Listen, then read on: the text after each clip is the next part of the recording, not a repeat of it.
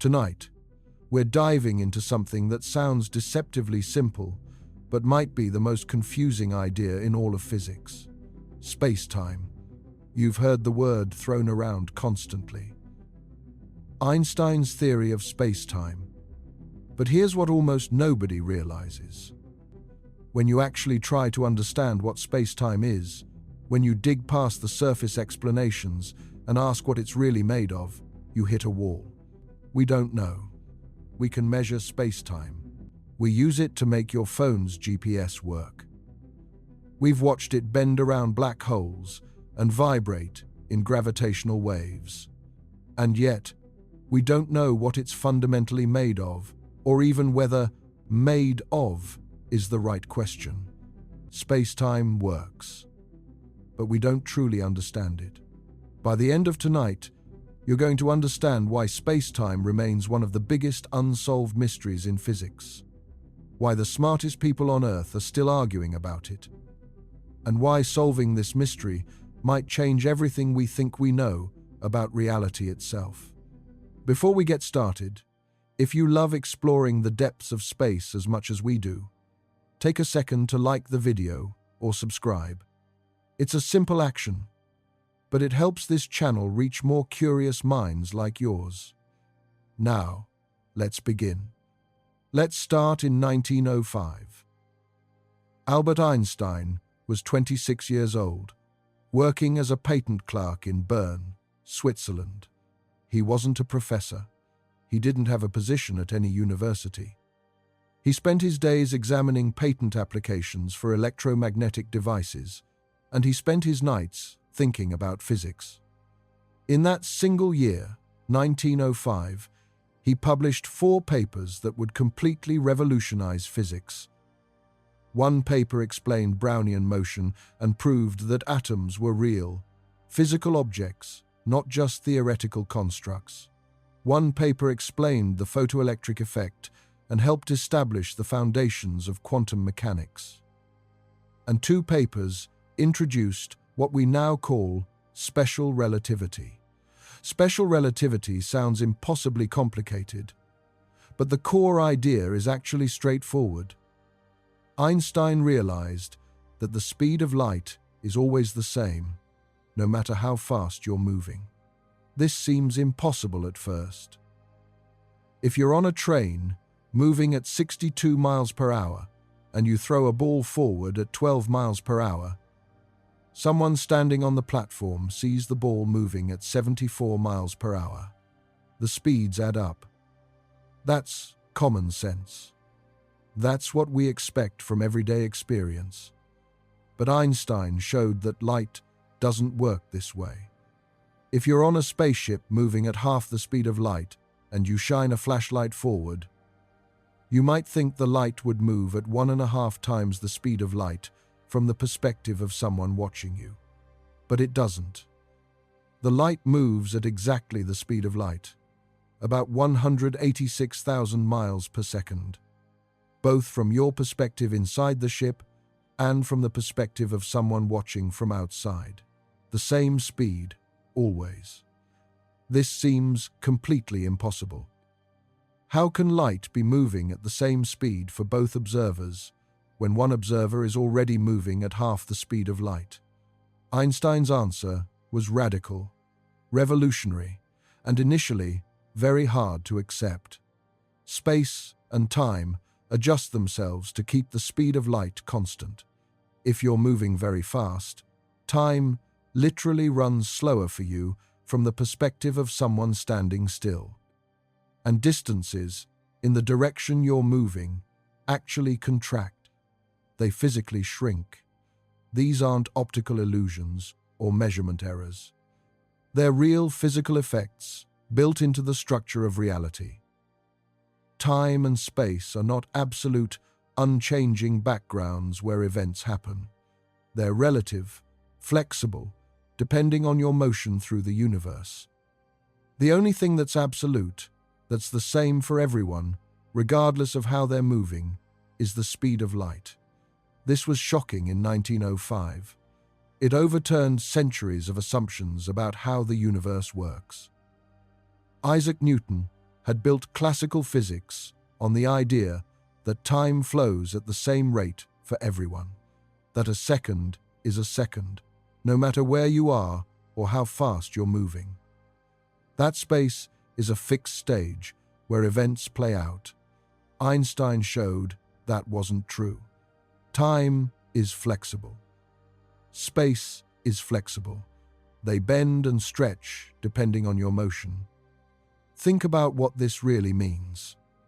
If you could build a spaceship that travels at 99% of the speed of light, and you took a journey to a star 10 light-years away and back, from your perspective on the ship, the journey might only take a couple of years. You'd experience a few years of time passing. You'd age a few years. But when you return to Earth, 20 years would have passed. Your friends would be 20 years older. Your children might now be older than you. This isn't science fiction. This is what Einstein's equations predict, and it's been confirmed by experiments countless times. We've tested this with particles in accelerators. Unstable particles that normally decay in microseconds live much longer when they're traveling at 99.9% of light speed. Their internal clocks run slower from our perspective. We've tested it with atomic clocks on airplanes. When you fly an atomic clock around the world and compare it to an identical clock that stayed on the ground, the traveling clock shows less time has passed. The difference is tiny, just a few hundred nanoseconds, but it's measurable and real, and it matches Einstein's predictions exactly. The implications are profound and unsettling. There's no universal now. No cosmic clock ticking at the same rate everywhere in the universe. When you say something is happening right now on a distant planet, that statement has no absolute meaning. Different observers moving at different speeds would disagree about what right now means. They would disagree about which events are simultaneous, which events happen at the same time. Time is not a river flowing at a constant rate for everyone. It's more like a fabric that can stretch and compress depending on how you're moving through it. But Einstein wasn't done. Special relativity only dealt with objects moving at constant speeds. It didn't handle acceleration. It didn't handle gravity. And gravity was a major problem. Newton's law of gravity had worked brilliantly for over 200 years. You could use it to predict the motion of planets with incredible accuracy. You could calculate the trajectory of cannonballs. You could predict the orbits of moons around their planets. It was one of the great triumphs of classical physics. But Newton's gravity had a problem that became obvious once Einstein developed special relativity. Newton said that gravity acts instantaneously across any distance. If the sun suddenly disappeared, Earth would immediately feel the change in gravity and fly off into space. But special relativity said nothing can travel faster than light. Information can't propagate instantaneously. If the sun disappeared, Earth shouldn't know about it until at least 8 minutes later, the time it takes light to travel from the sun to Earth. This was a fundamental conflict. Newton's gravity and Einstein's relativity couldn't both be right. One of them had to give way. Einstein spent years thinking about this problem. He struggled with it, made false starts, published preliminary ideas that turned out to be wrong. The breakthrough came in 1907 when he had what he later called the happiest thought of his life. Imagine you're standing on the ground. You feel your weight, the force of gravity pulling you down toward Earth's center. Now, imagine someone in a windowless room in space, far from any planets or stars. If their room is sitting still, in empty space, they'd float weightlessly. But if their room is accelerating upward, if a rocket engine is pushing it faster and faster, they'd feel a force pushing them toward the floor. They'd feel weight, exactly like they feel weight on Earth. Einstein realized something remarkable. Being in an accelerating room far from any gravity is indistinguishable from standing still in a gravitational field. You can't tell the difference. There's no experiment you can do inside that room to determine whether you're on Earth's surface, experiencing gravity, or in a rocket in deep space, accelerating upward. The effects are identical. Now, imagine the opposite situation. Imagine you're in an elevator and the cable breaks. You're in free fall, accelerating downward. During those terrifying seconds before you hit the ground, you'd feel weightless. If you let go of your phone, it wouldn't fall to the floor of the elevator. It would float next to you because you're both falling at the same rate. This is exactly what astronauts on the International Space Station experience. They're not beyond Earth's gravity. They're still well within it, only about 250 miles up. They feel weightless, not because there's no gravity, but because they're in continuous freefall. They're falling toward Earth, but they're also moving sideways fast enough that they keep missing Earth. They're in orbit, continuously falling, but continuously missing the ground. Einstein realized that being in freefall is indistinguishable from being in empty space, with no gravity at all. And being in a rocket accelerating upward is indistinguishable from standing on the surface of a planet feeling gravity pull you down. You can't tell the difference. If you're in a closed room with no windows, there's no experiment you can do to determine whether you're sitting on Earth's surface, feeling 1g of gravity, or sitting in a rocket in deep space, accelerating upward at 1g. The effects are identical. This is called the equivalence principle. Acceleration and gravity are equivalent. They're the same thing, just viewed from different perspectives. And this was the key insight that led Einstein to his theory of general relativity. If acceleration and gravity are the same thing, and if special relativity says that acceleration affects space and time, then gravity must also affect space and time. Gravity must curve space and time. It took Einstein another 8 years to work out the mathematics. From 1907 to 1915, he struggled with the equations. He learned advanced mathematics he'd never studied before. He made mistakes, published wrong results, corrected them, and tried again. It was the hardest intellectual work of his life. He later said, the final year, from late 1914 to November 1915, was the most exhausting and demanding time of his entire career.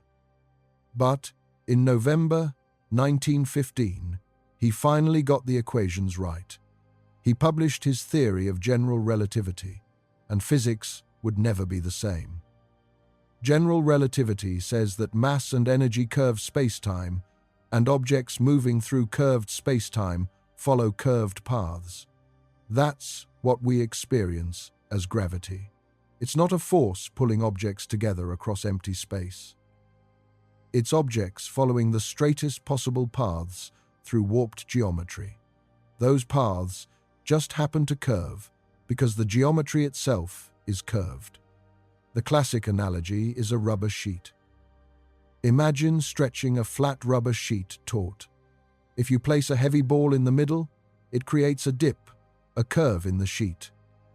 Now, if you roll a smaller ball across the sheet, it will curve toward the heavy ball. Not because the heavy ball is pulling it with some invisible force, but because the sheet itself is curved. The small ball is trying to roll in a straight line, but the curved sheet forces it to follow a curved path. This is what mass does to space-time. The Sun, with its enormous mass, curves space-time around it. Earth is trying to move in a straight line through space. But the curved space-time around the Sun forces Earth to follow a curved path. That curved path is Earth's orbit. We experience this as the Sun's gravity pulling on Earth. But from Einstein's perspective, There's no pull at all.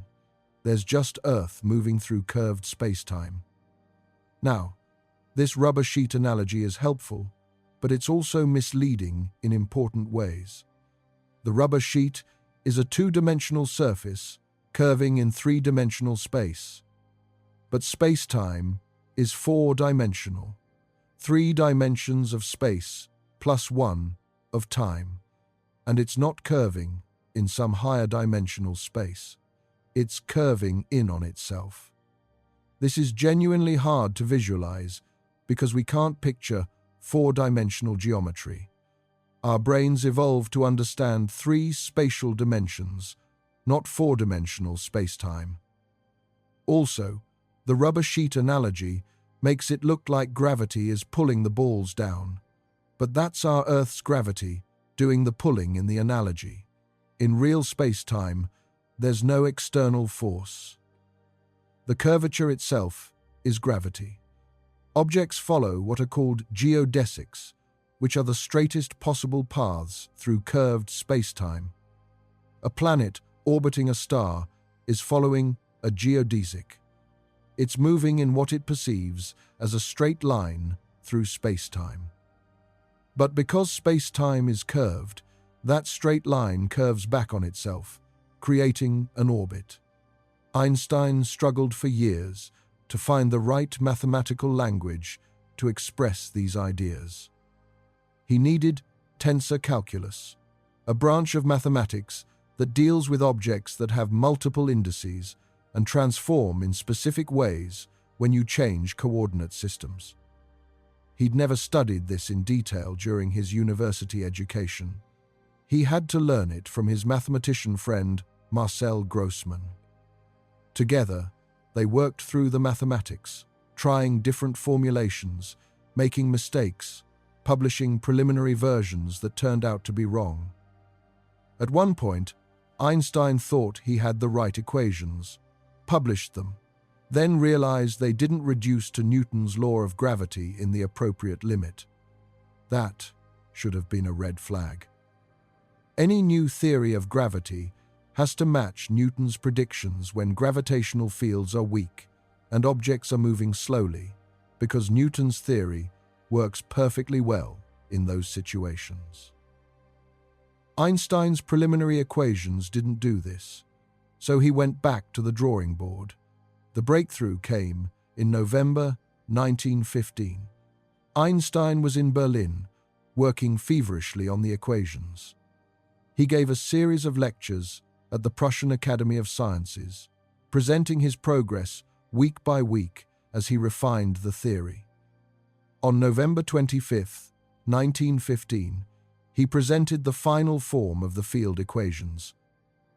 These are now called Einstein's field equations, and they're among the most important equations in all of physics. They look deceptively simple when written in modern notation, but they're actually a set of 10 coupled, nonlinear, partial differential equations. They're incredibly difficult to solve. Even today, with powerful computers, we can only solve them exactly for very simple, highly symmetric situations. For more realistic scenarios, we have to use approximations or numerical simulations. But despite their complexity, Einstein's equations make clear predictions, and those predictions have been tested over and over again for more than a century. Every single test has confirmed the theory. The first major test came almost immediately. Remember that problem with Mercury's orbit that Newton's theory couldn't explain? Mercury orbits the Sun in an ellipse, and that ellipse slowly rotates over time, a phenomenon called precession. Newton's equations predicted how much Mercury should precess based on the gravitational influence of the other planets. But observations showed Mercury was precessing about 43 arc-seconds per century more than predicted. That's about 1/18 of a degree per century. Incredibly small, but real and measurable. Scientists had searched for explanations for decades. Maybe there was an undiscovered planet called Vulcan, orbiting between Mercury and the Sun, pulling on Mercury with its gravity. Astronomers searched for Vulcan for years. It didn't exist. Maybe Newton's laws needed some small adjustment. Nothing worked.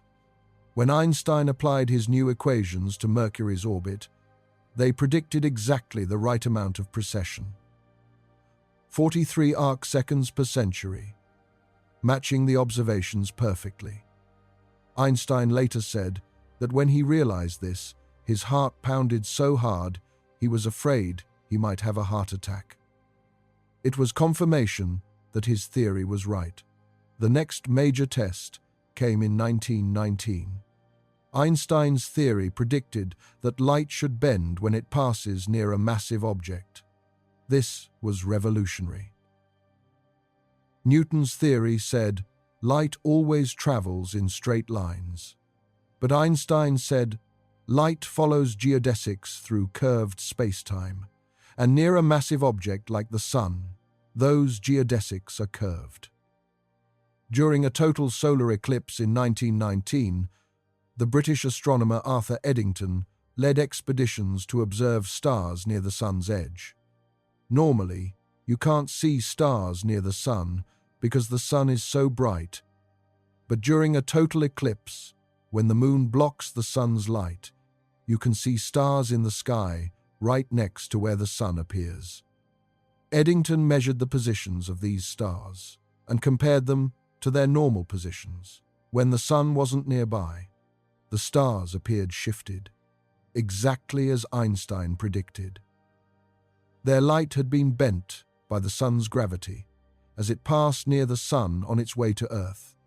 The deflection was tiny, about 1.75 arc-seconds, about 1/2000th of a degree. But it was measurable, and it matched Einstein's prediction. When the results were announced, Einstein became world famous overnight. Newspapers around the world ran headlines about how a German scientist had overthrown Newton and revolutionized our understanding of the universe. Einstein went from being an obscure physics professor to being a household name.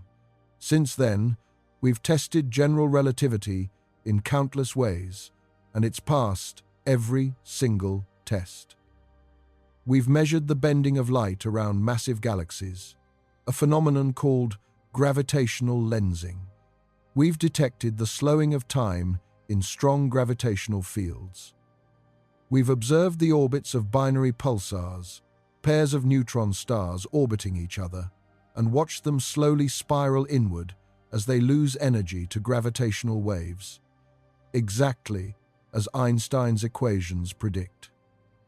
Let me tell you about one of the most remarkable tests. In the 1970s, astronomers discovered a binary pulsar system called PSRB 1913 plus 16.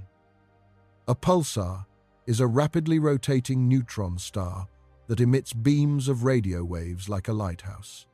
This particular system consists of two neutron stars orbiting each other.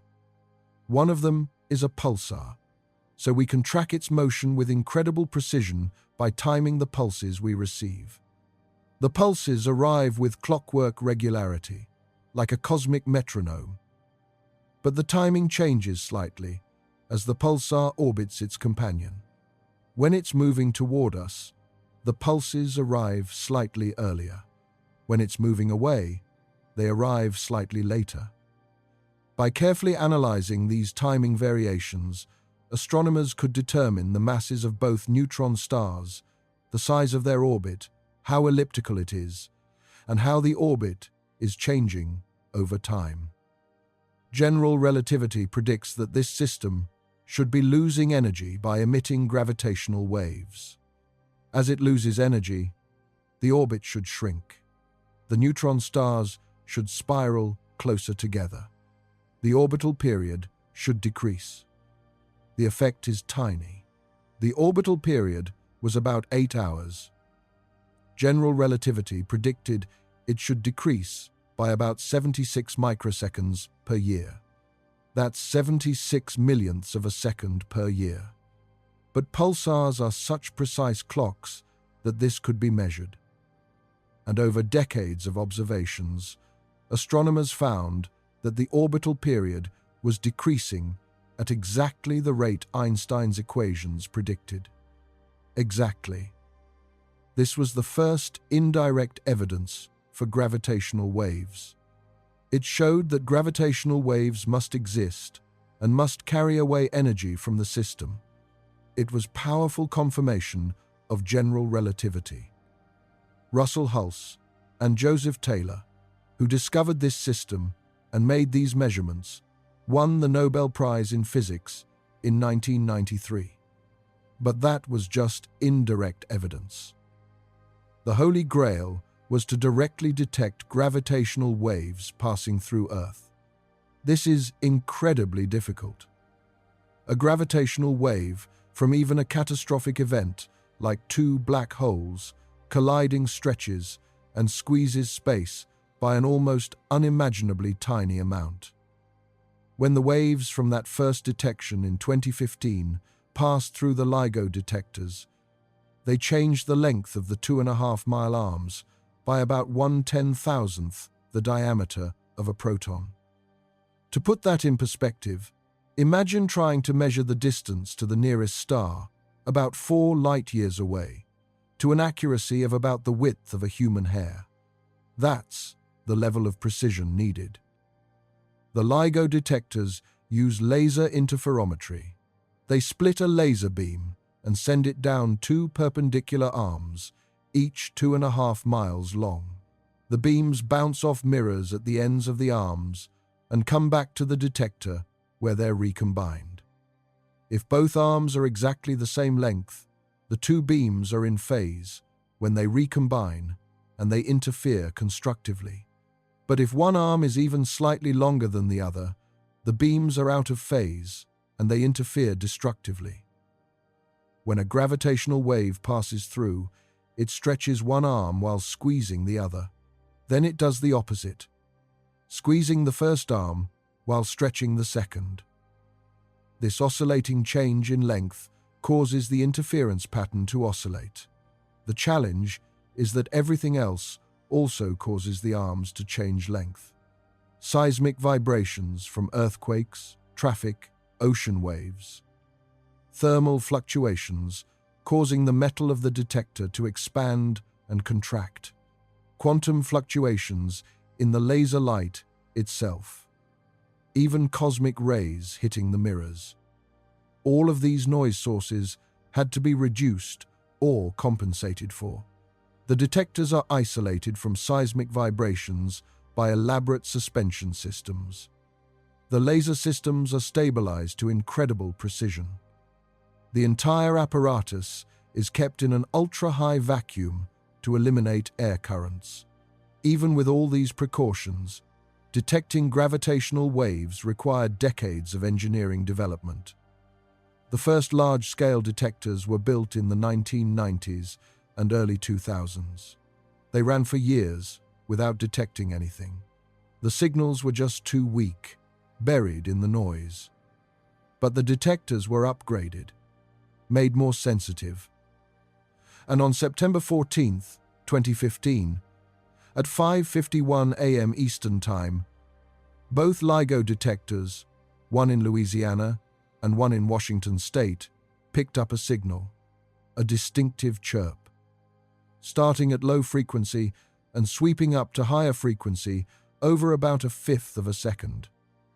This was the signature of 2 black holes, each about 30 times the mass of the Sun, spiraling into each other and merging. They were about 1.3 billion light-years away. As they spiraled closer, they orbited faster. The gravitational waves they emitted increased in frequency and amplitude. Finally, they merged, creating a single black hole of about 62 solar masses. About 3 solar masses worth of energy was converted directly into gravitational waves in the final moments before merger. For that brief instant, this collision released more power than all the stars in the observable universe combined. The signal matched the predictions of general relativity perfectly.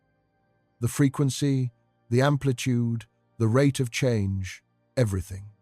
This was announced in February 2016. It was one of the most important scientific discoveries of the century. It opened an entirely new way of observing the universe. Since then, we've detected dozens of these events. Black hole mergers, with masses ranging from about 8 solar masses to over 100. Neutron star mergers. Even hints of exotic objects that might be neither black holes nor neutron stars. Each detection tests general relativity in extreme conditions, and each time the theory passes. We've also seen the first image of a black hole. In April 2019, the Event Horizon Telescope collaboration released an image of the supermassive black hole at the center of the galaxy Messier 87. This wasn't a photograph in the traditional sense. It was created by combining data from 8 radio telescopes spread around the world. Together, they formed a virtual telescope the size of Earth. The image shows a dark circle surrounded by a bright ring. The dark circle is the black hole's shadow. This is the region where space-time is so warped that light cannot escape. Any light emitted from within this boundary is trapped, falling into the black hole. The bright ring is light from hot gas swirling around the black hole just outside the event horizon. Some of this light is bent around the black hole by its intense gravity before reaching us. The size of the shadow depends on the mass of the black hole and on the predictions of general relativity. If general relativity is wrong, the shadow would be a different size or a different shape. But the observed shadow matches general relativity's predictions exactly. The black hole has a mass of about 6.5 billion times the mass of the Sun. The shadow has exactly the size and shape Einstein's equations predict. Every one of these observations confirms the theory. Space-time is real. It can be curved by mass and energy. It can ripple. It can be measured and photographed. And in 2015, exactly 100 years after Einstein published his theory, we directly detected gravitational waves for the first time. Gravitational waves are ripples in space-time itself. When massive objects accelerate, like 2 black holes orbiting each other and eventually colliding, they create waves that spread out through space-time at the speed of light. These waves stretch and squeeze space as they pass by. The effect is incredibly tiny. The gravitational waves detected in 2015 came from 2 black holes, each about 30 times the mass of the Sun, colliding about 1.3 billion light-years away. When those waves reached Earth, they stretched and squeezed space by about 1/10,000th the diameter of a proton. That's an incomprehensibly small amount. But the LIGO detectors were sensitive enough to measure it. LIGO uses laser interferometry. It shoots laser beams down 2 arms, each 2.5 miles long, and measures the time it takes for the light to bounce back. When a gravitational wave passes through, one arm gets slightly longer while the other gets slightly shorter, changing the time it takes for light to travel down each arm. The difference is minuscule but detectable. Since that first detection, we've detected dozens of gravitational wave events, colliding black holes, colliding neutron stars, events producing more energy in a few seconds than all the stars in the observable universe combined. We're now doing astronomy with gravitational waves, observing the universe in an entirely new way. And in 2019, we saw the first image of a black hole. The Event Horizon Telescope, a worldwide network of radio telescopes working together, captured an image of the supermassive black hole at the center of the galaxy M87. The image shows a dark circle surrounded by a bright ring of glowing material. The dark circle is the black hole's shadow, the region of spacetime so curved that not even light can escape. Every one of these observations confirms Einstein's theory. Spacetime is real. It can be curved by mass and energy. It can ripple. It can be measured and photographed. But here's the thing. We still don't know what it actually is. Let me explain what I mean by that. Einstein's general relativity describes how spacetime behaves. It tells us that mass curves spacetime. It tells us that objects follow geodesics through curved spacetime. It gives us equations we can use to calculate those curves and predict the motion of objects. But it doesn't tell us what spacetime is made of. It treats spacetime as a smooth, continuous fabric. You can zoom in on it as much as you want, and it's still smooth. There's no smallest unit, no fundamental building block. It's infinitely divisible. But we know from quantum mechanics that this can't be the whole story. Quantum mechanics says that everything in nature comes in discrete units at small enough scales. Energy comes in packets called quanta. That's where the word quantum comes from. Light comes in packets called photons. Matter is made of atoms, which are made of protons, neutrons, and electrons. Those protons and neutrons are made of quarks. Everything we've studied in detail turns out to be quantized at small enough scales. So it seems reasonable to think that spacetime itself must also be quantized. There must be some smallest unit of space and time, some fundamental building block that spacetime is made of. This is where quantum gravity comes in. Quantum gravity is the attempt to combine Einstein's general relativity with quantum mechanics. To develop a theory that describes how spacetime behaves at the smallest scales, where quantum effects become important. And this is where we run into serious problems. General relativity and quantum mechanics are both incredibly successful theories. They've been tested extensively, and they work beautifully within their domains. But they don't fit together. They're based on fundamentally different assumptions about how the universe works. General relativity treats spacetime as smooth and continuous. Quantum mechanics says things are discrete and uncertain. General relativity is deterministic. If you know the state of the universe now, you can calculate its state at any other time. Quantum mechanics is probabilistic. You can only calculate the probability of different outcomes. These are fundamentally different worldviews, and they clash when you try to apply both to the same situation. Like the interior of a black hole, or the Big Bang, or any situation involving very strong gravity and very small distances. Let's talk about what happens when you try to combine them. One of the first things physicists tried was to treat gravity like the other forces. The electromagnetic force is carried by particles called photons. The weak nuclear force is carried by particles called W and Z bosons. The strong nuclear force is carried by particles called gluons. So maybe gravity is also carried by particles. These hypothetical particles are called gravitons.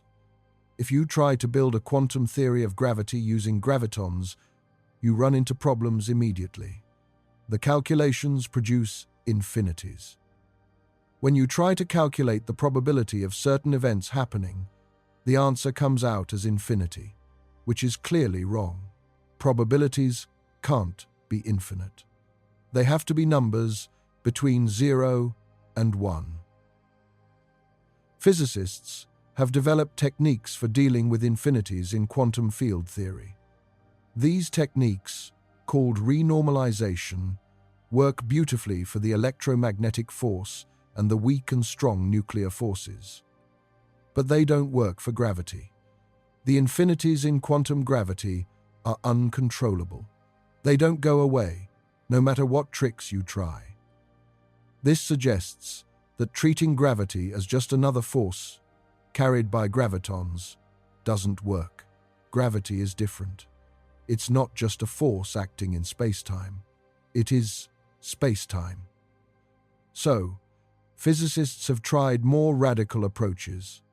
Maybe space-time itself is quantized. Maybe space comes in smallest possible units and time comes in smallest possible moments. Maybe, if you zoom in far enough, space-time isn't smooth at all. Maybe it's grainy, discrete, made of fundamental building blocks. The scale where this would happen is called the Planck scale. The Planck length is about 10 to the minus 35 meters. That's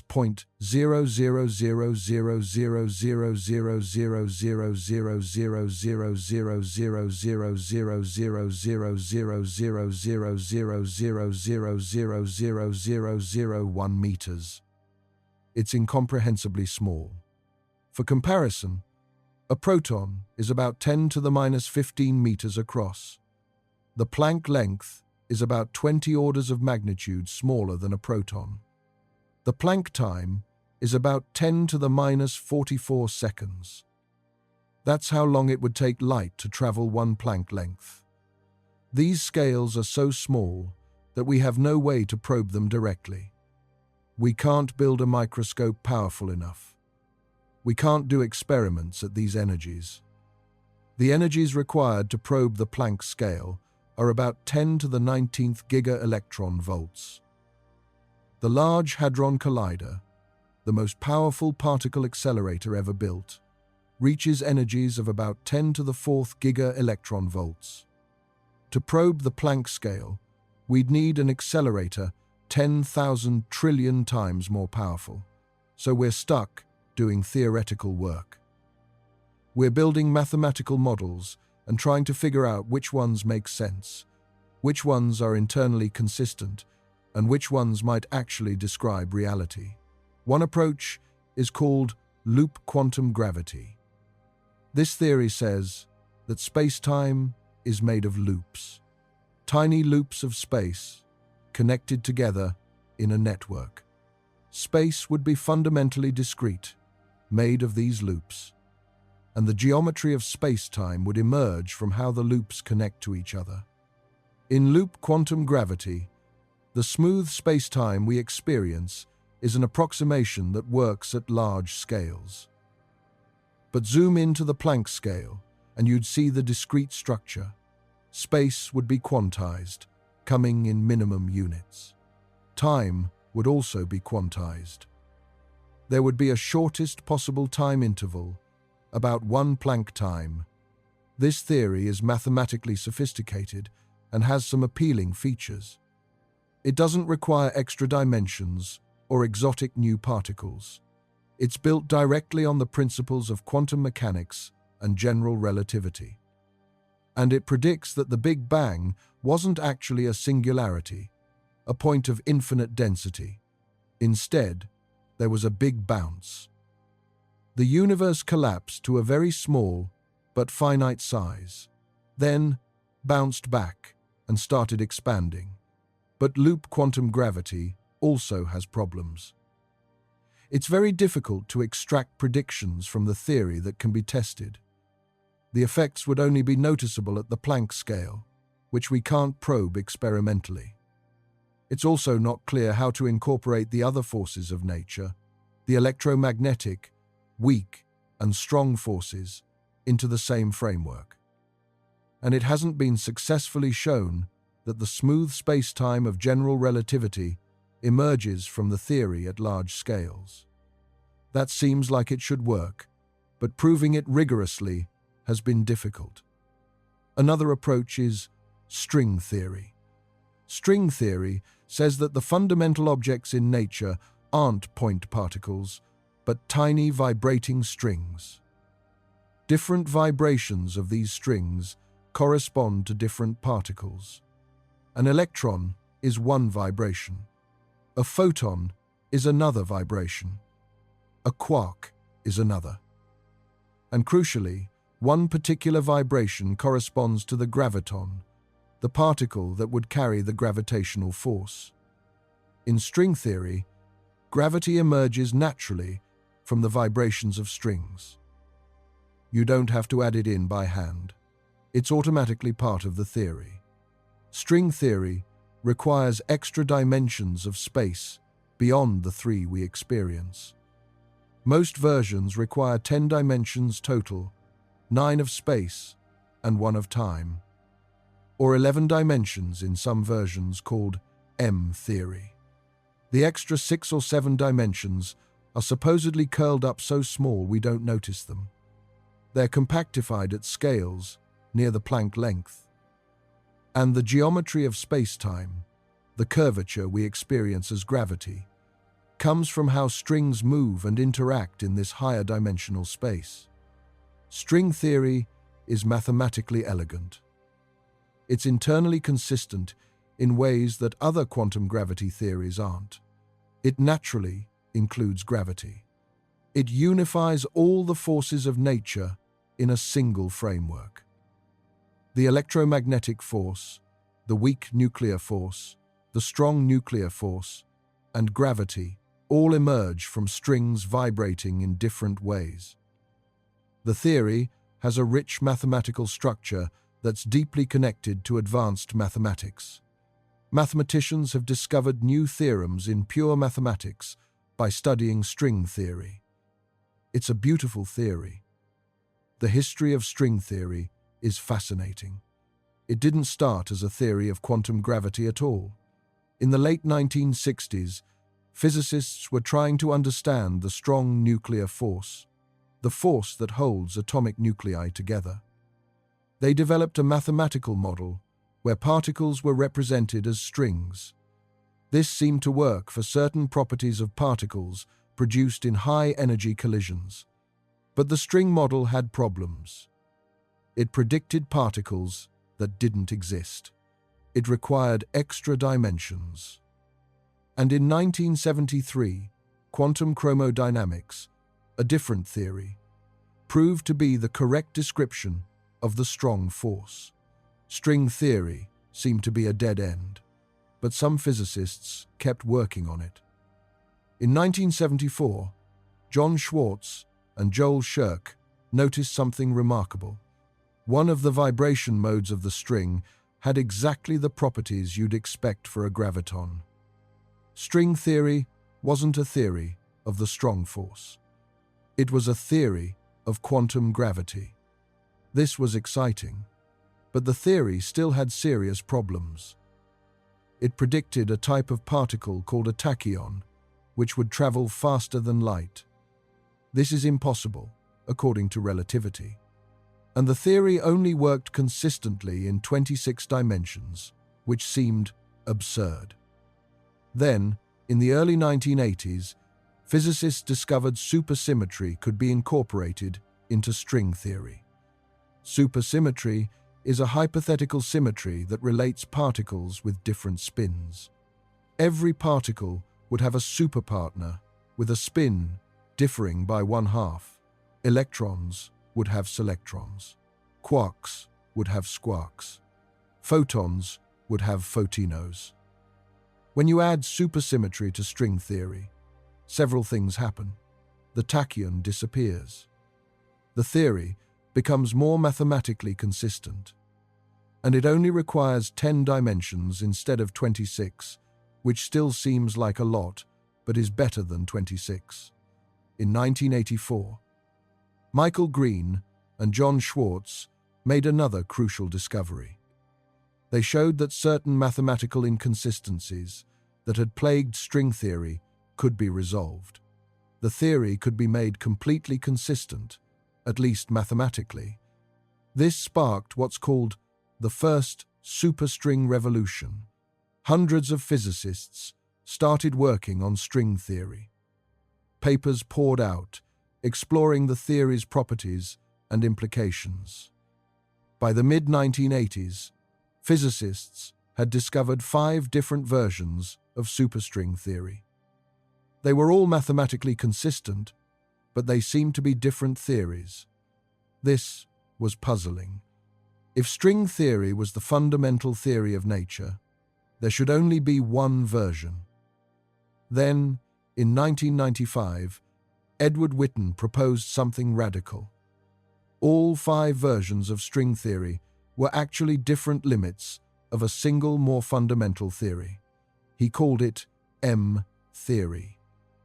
M-theory works in 11 dimensions, 10 of space and 1 of time. The 5 superstring theories are different ways of looking at this same underlying theory, different mathematical descriptions of the same physical reality. This was called the second superstring revolution. It suggested that string theory might truly be unique. There might be only one consistent quantum theory that includes gravity. But string theory also has serious problems as a description of reality. It makes almost no testable predictions at energies we can reach in experiments. The natural energy scale of string theory is the Planck energy, about 10 to the 19th giga-electron volts. This is the energy at which quantum effects on spacetime become important. It's the energy you'd need to probe the fundamental structure of spacetime. The Large Hadron Collider, the most powerful particle accelerator ever built, reaches energies of about 10 to the 4th giga-electron volts. To probe the Planck scale directly, we'd need an accelerator 10,000 trillion times more powerful than the LHC. Building such a machine is far beyond our current technological capabilities. You'd need a particle accelerator the size of the galaxy. The energy requirements would be astronomical.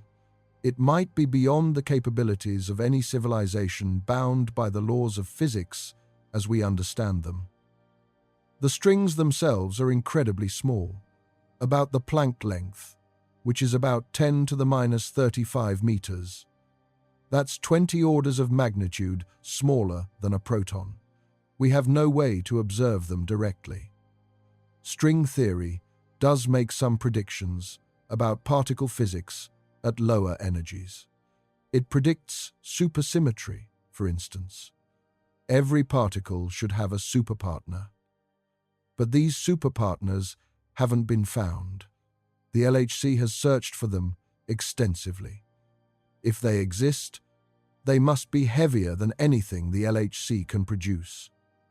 Or they don't exist at all, which would be a serious problem for string theory. String theory also has what's called the landscape problem. The equations of string theory have an enormous number of possible solutions, possibly 10 to the 500 or more different solutions. Each solution describes a different possible universe with different physical constants and different laws of physics. Different particles, different forces, different values for things like the masses of particles and the strengths of forces. Which solution describes our universe? Nobody knows. There's no principle within string theory that picks out our universe as special. Some physicists have argued that maybe all of these solutions are real. Maybe each one describes a different universe in a vast multiverse. Our universe just happens to be one particular point in this landscape of possibilities. We exist in this particular universe because the physical constants happen to allow stars, planets, and life to form. In other universes with different constants, life might not be possible, so there's nobody there to observe them. This kind of anthropic reasoning troubles many physicists. It seems to give up on the goal of explaining why the laws of physics have the specific form they do. Instead, it says the laws are essentially random, different in different universes. And we live in one of the rare universes where the laws allow life. It's not a satisfying explanation. It doesn't predict anything. It doesn't explain anything. It can't be tested. You can't observe other universes that are forever beyond our cosmic horizon. You can't verify that they exist. The multiverse becomes a philosophical idea rather than a scientific theory. And there's an even more fundamental problem with string theory. Without testable predictions, how do we know it's right? It's mathematically beautiful. It's logically consistent. It unifies forces in an elegant way. It has deep connections to pure mathematics, but beauty and elegance aren't proof of truth. History is full of beautiful theories that turned out to be wrong. Physics requires experimental verification. We need to test theories against reality. And for string theory, that's incredibly difficult, maybe impossible with current or foreseeable technology. Some physicists argue that string theory has become more of a mathematical framework than a physical theory. It's produced important insights into mathematics and theoretical physics. It's given us tools for doing calculations in quantum field theory. It's revealed deep connections between different areas of physics and mathematics. These are valuable contributions.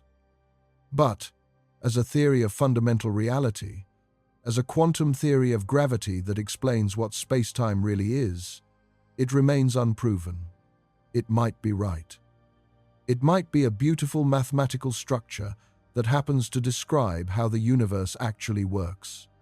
Or it might be a beautiful mathematical structure that has nothing to do with physical reality. We simply don't know yet. There's also a more radical idea that's gained traction in recent years. Maybe space-time isn't fundamental at all. Maybe space and time are emergent properties that arise from something deeper, something that doesn't look like space or time at all. This is the idea behind approaches with names like ER equals EPR, holography, and entanglement entropy. Here's the basic idea.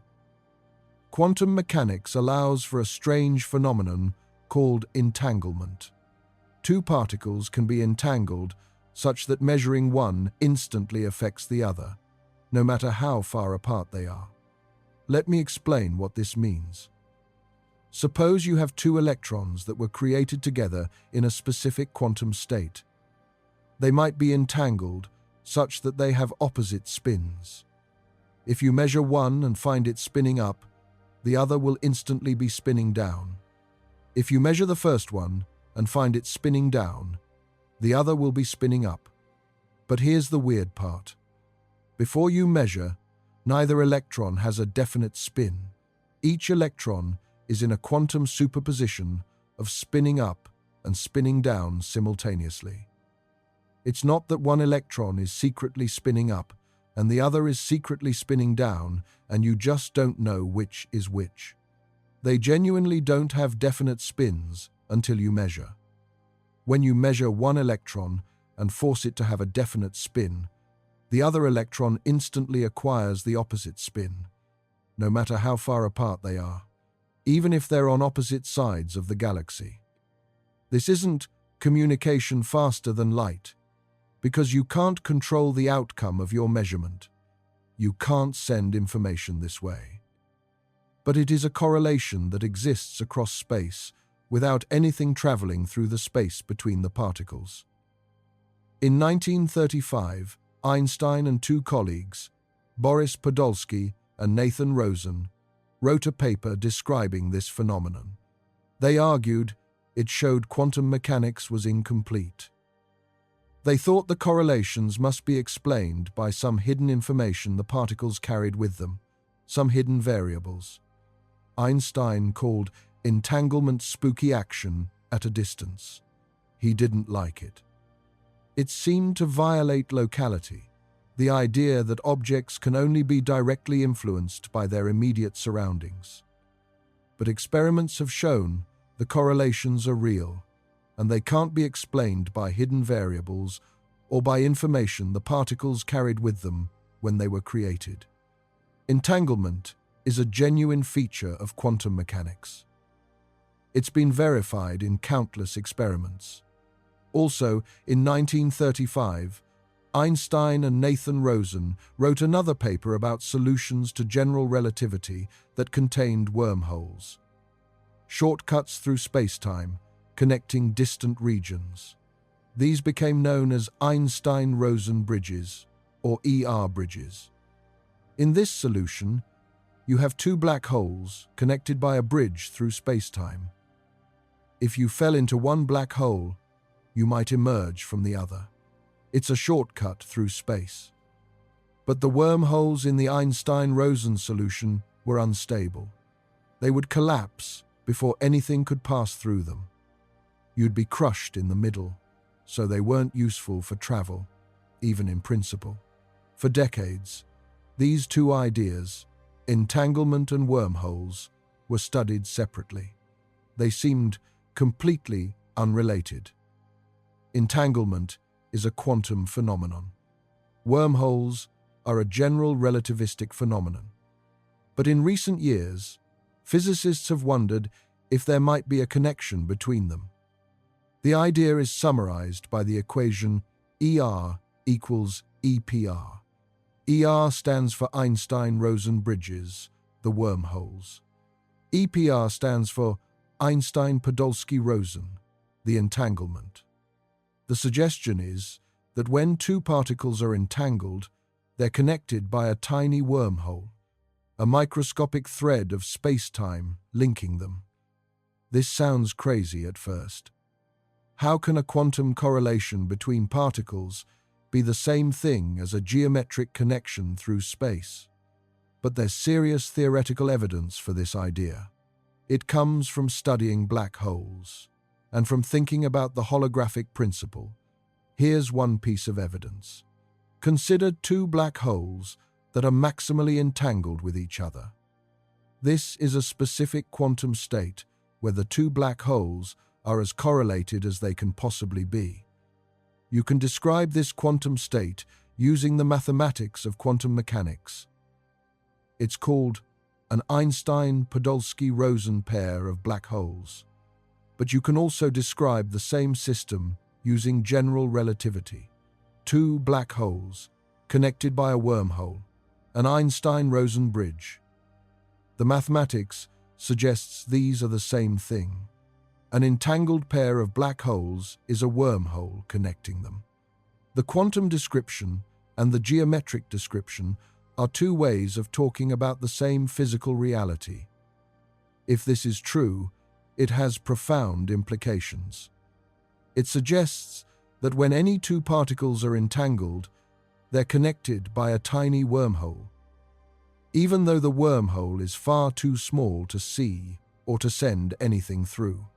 And if connections through space are the same thing as quantum entanglement, then space-time itself might be woven from entanglement.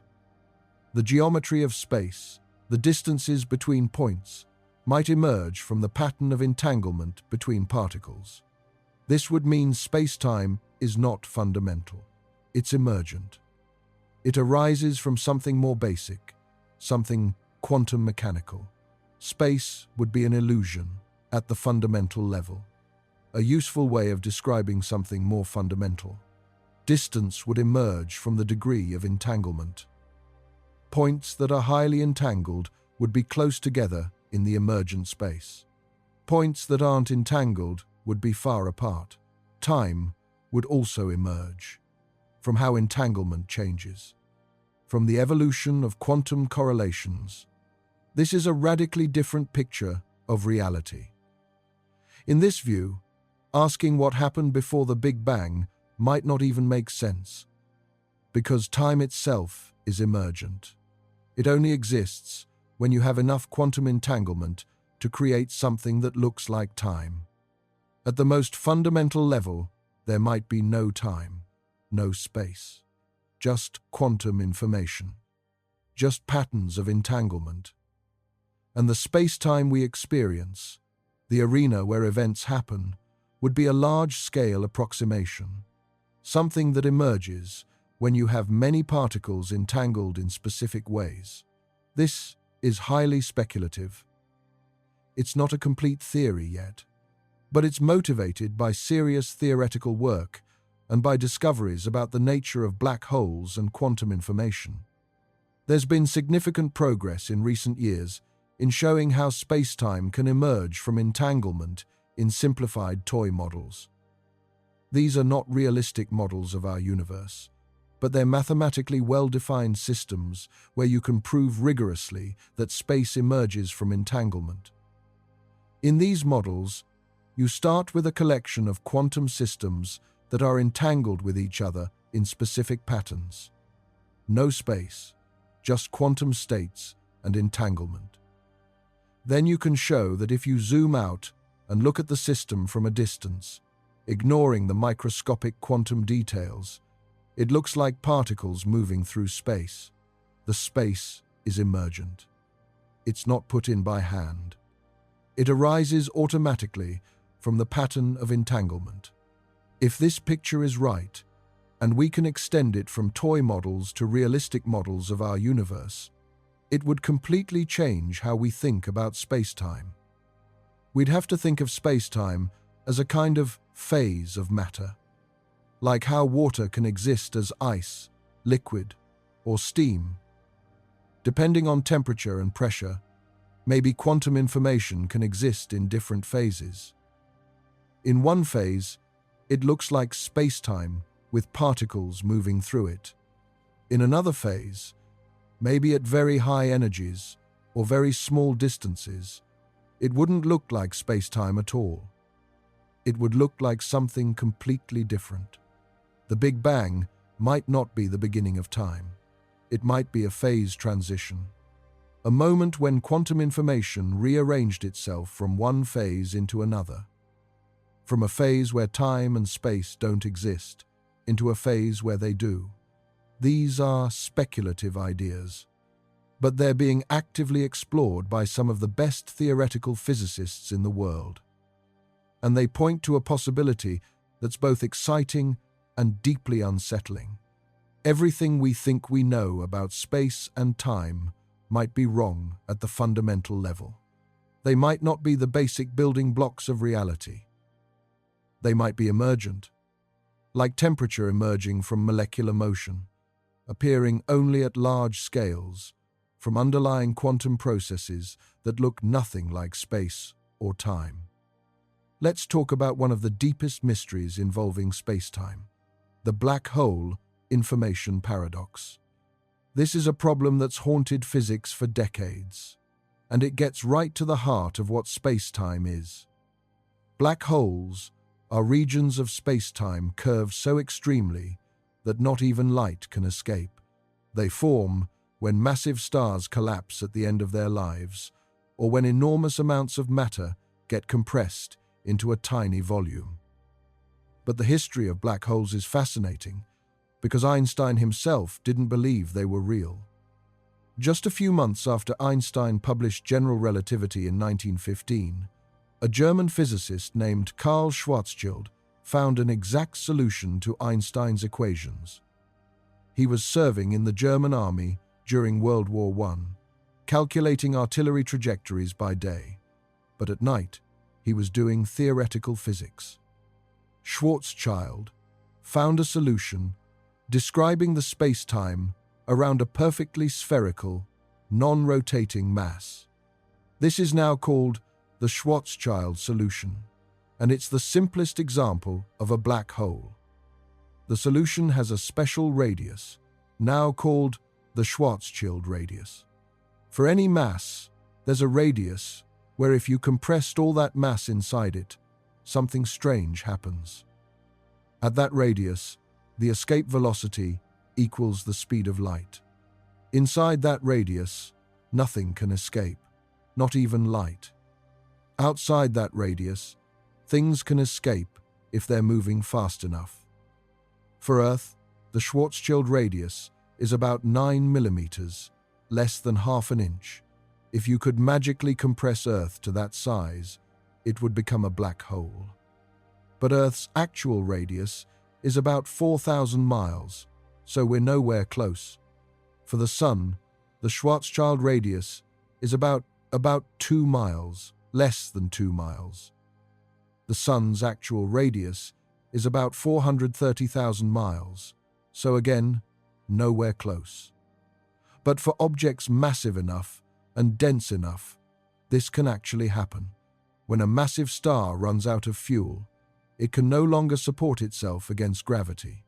The core collapses. If the star is massive enough, nothing can stop the collapse. The core crushes down past the Schwarzschild radius. A black hole forms. Schwarzschild sent his solution to Einstein in December 1915. Einstein was impressed by the mathematics, but he didn't think black holes could actually exist in nature. He thought something would always prevent the collapse. In 1939, Einstein even published a paper arguing that black holes couldn't form.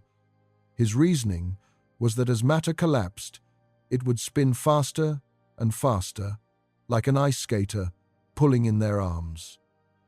Eventually, it would be spinning so fast that centrifugal force would prevent further collapse. He was wrong. J. Robert Oppenheimer, who would later lead the Manhattan Project, showed in 1939 that there was no way to prevent collapse if the star was massive enough. Nothing could stop it.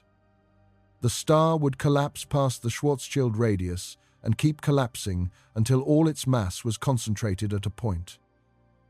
Oppenheimer's calculation was correct, but he couldn't find a flaw in Einstein's mathematics either. The equations were right. General relativity really did predict these objects.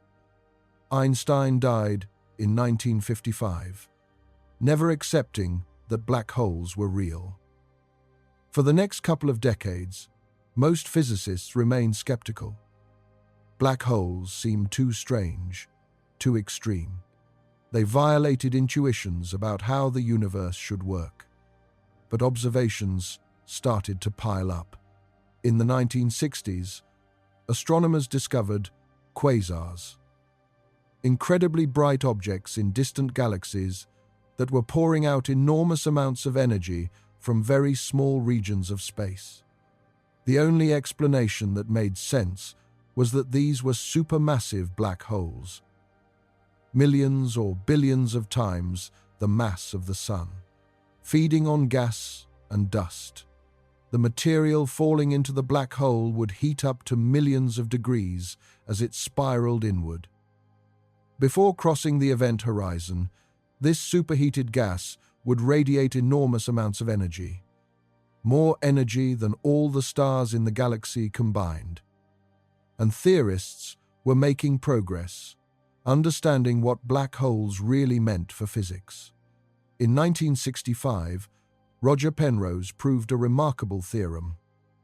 He showed that once a star collapses past a certain point, the formation of a singularity is mathematically unavoidable. It's not a matter of the star being perfectly spherical or having special properties. Any collapsing star beyond a certain mass would form a singularity. The laws of physics, as described by general relativity, literally forced it to happen. Stephen Hawking extended this work. In the late 1960s and early 1970s, working with Penrose and others, he proved that singularities are generic features of general relativity. They don't just appear in black holes. The Big Bang itself, the beginning of the universe, was a singularity, a point of infinite density and infinite curvature, where time itself began.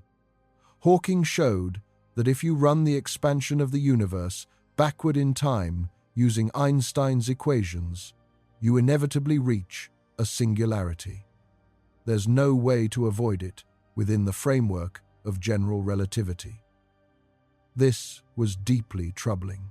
General relativity had been incredibly successful at describing gravity, space-time, and the motion of objects from planets to galaxies. But the theory itself predicted places where it broke down, places where the equations gave infinite answers and stopped making sense. Singularities were like signs posted in the mathematics saying, "Beyond this point, physics doesn't work. Beyond this point, you need a new theory." According to general relativity, a black hole has a boundary called the event horizon. Once you cross the event horizon, you can never get back out. All paths through space-time led inward toward the singularity at the center. Even if you're traveling at the speed of light, you'd still be pulled toward the center. Inside the event horizon, space-time is so warped that the direction toward the singularity becomes more like a direction in time than a direction in space. Falling into the singularity becomes as inevitable as moving forward in time. You can't avoid it any more than you can avoid tomorrow. At the singularity itself, the curvature of space-time becomes infinite. The equations of general relativity break down. They produce infinities, which means they're no longer valid. General relativity is telling us that there's something it can't describe, that a deeper theory is needed. But the real mystery is what happens to information that falls into a black hole. In quantum mechanics, information is never destroyed. If you know the exact quantum state of a system at one time, you can, in principle, calculate its exact quantum state at any other time. The evolution is deterministic, even though individual measurements give probabilistic results. But black holes seem to violate this principle. If you throw a book into a black hole, all the information in that book, every arrangement of atoms, every pattern of ink on the pages, falls past the event horizon and seems to disappear forever. The black hole doesn't care what you threw into it. It only has a few properties: mass, charge, and spin. Everything else is lost. This bothered physicists for a long time. It seemed to violate a fundamental principle of quantum mechanics. Then, in 1974, Stephen Hawking made a discovery that made the problem even worse. Hawking showed that black holes aren't completely black. They emit radiation. This became known as Hawking radiation. Here's how it works. Quantum mechanics says that empty space isn't really empty. It's filled with quantum fluctuations. Pairs of particles and antiparticles that pop into existence for incredibly brief moments before annihilating each other. This happens everywhere, all the time. Near a black hole's event horizon, something special can happen. A particle-antiparticle pair can form just outside the horizon. One particle falls into the black hole. The other escapes to infinity. From far away, it looks like the black hole is emitting radiation. The energy for this radiation comes from the black hole's mass. So as a black hole emits Hawking radiation, it slowly loses mass. It evaporates. For large black holes, this process is incredibly slow. A black hole with the mass of the Sun would take about 10 to the 67 years to evaporate. That's far longer than the current age of the universe. But in principle, given enough time, any black hole will completely evaporate away. Here's the problem. Hawking radiation appears to be completely random. It's thermal radiation. The same kind of radiation emitted by any hot object. It doesn't carry any information about what fell into the black hole. So if you throw a book into a black hole and wait for the black hole to evaporate, the Hawking radiation that comes out contains none of the information that was in the book. The information seems to be destroyed. This violates quantum mechanics. This is the black hole information paradox. Does quantum mechanics break down at black holes? Or is general relativity wrong about what happens inside black holes? Or is there some way information can escape that we haven't figured out yet? Physicists have been arguing about this for 50 years. It's one of the deepest problems in theoretical physics. And solving it requires understanding what space-time really is at the quantum level. There's been significant progress in recent years. Most physicists now think the information isn't actually destroyed. Instead, it's encoded in the Hawking radiation in a very subtle, complex way. The radiation isn't truly random. It only looks random because the information is scrambled so thoroughly. This solution comes from ideas about holography and quantum entanglement. The idea is that all the information about what's inside a black hole is actually encoded on its event horizon. The event horizon acts like a hologram, a two-dimensional surface that contains all the information about the three-dimensional interior. As the black hole evaporates, this information is gradually transferred to the outgoing Hawking radiation. But it's encoded in correlations between different particles, in the patterns of entanglement. You'd have to collect and analyze all the radiation from the entire evaporation process to recover the original information.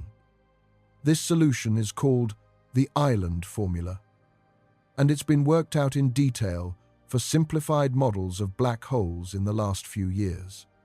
It suggests that general relativity and quantum mechanics can be reconciled. Information isn't destroyed, but the way it's preserved is far more subtle than anyone imagined. And crucially, this solution depends on the idea that space-time is not fundamental, that it emerges from quantum entanglement, that the connections between different regions of space are actually quantum correlations between the particles in those regions. This brings us back to the fundamental question: what is space-time? The bottom line is this: we don't know what it's made of. We don't know if it's fundamental or emergent. We don't know what happened at the Big Bang, when the equations predict a singularity where physics breaks down. We don't fully understand what happens inside black holes. We have equations that describe its behavior brilliantly. Einstein's general relativity is one of the most successful theories in the history of science. It's been tested countless times and passed every test. We can measure space-time. We can photograph it, bending around massive objects. We can detect gravitational waves rippling through it. We can use it to build technology like GPS that works perfectly. But we don't have a complete theory that explains its true nature. We don't have a quantum theory of gravity. We don't know what happens at the Planck scale, where quantum effects should become important. This isn't a failure of science. This is where we are. This is the frontier of human knowledge. Every great theory in science eventually reaches a boundary where it can't go further without something new. Newton's laws reached that boundary when scientists started measuring the speed of light precisely and noticed the anomaly in Mercury's orbit. They needed Einstein's relativity to go further. Quantum mechanics and relativity reached that boundary when scientists started thinking seriously about black holes and the Big Bang. Now we need something new, a quantum theory of gravity, a description of what space-time is at the Planck scale. Somewhere beyond that boundary is the answer, an understanding of what happened at the beginning of the universe, the resolution of the information paradox. Maybe a unified theory that describes all forces and particles, maybe a multiverse, maybe something we haven't imagined yet.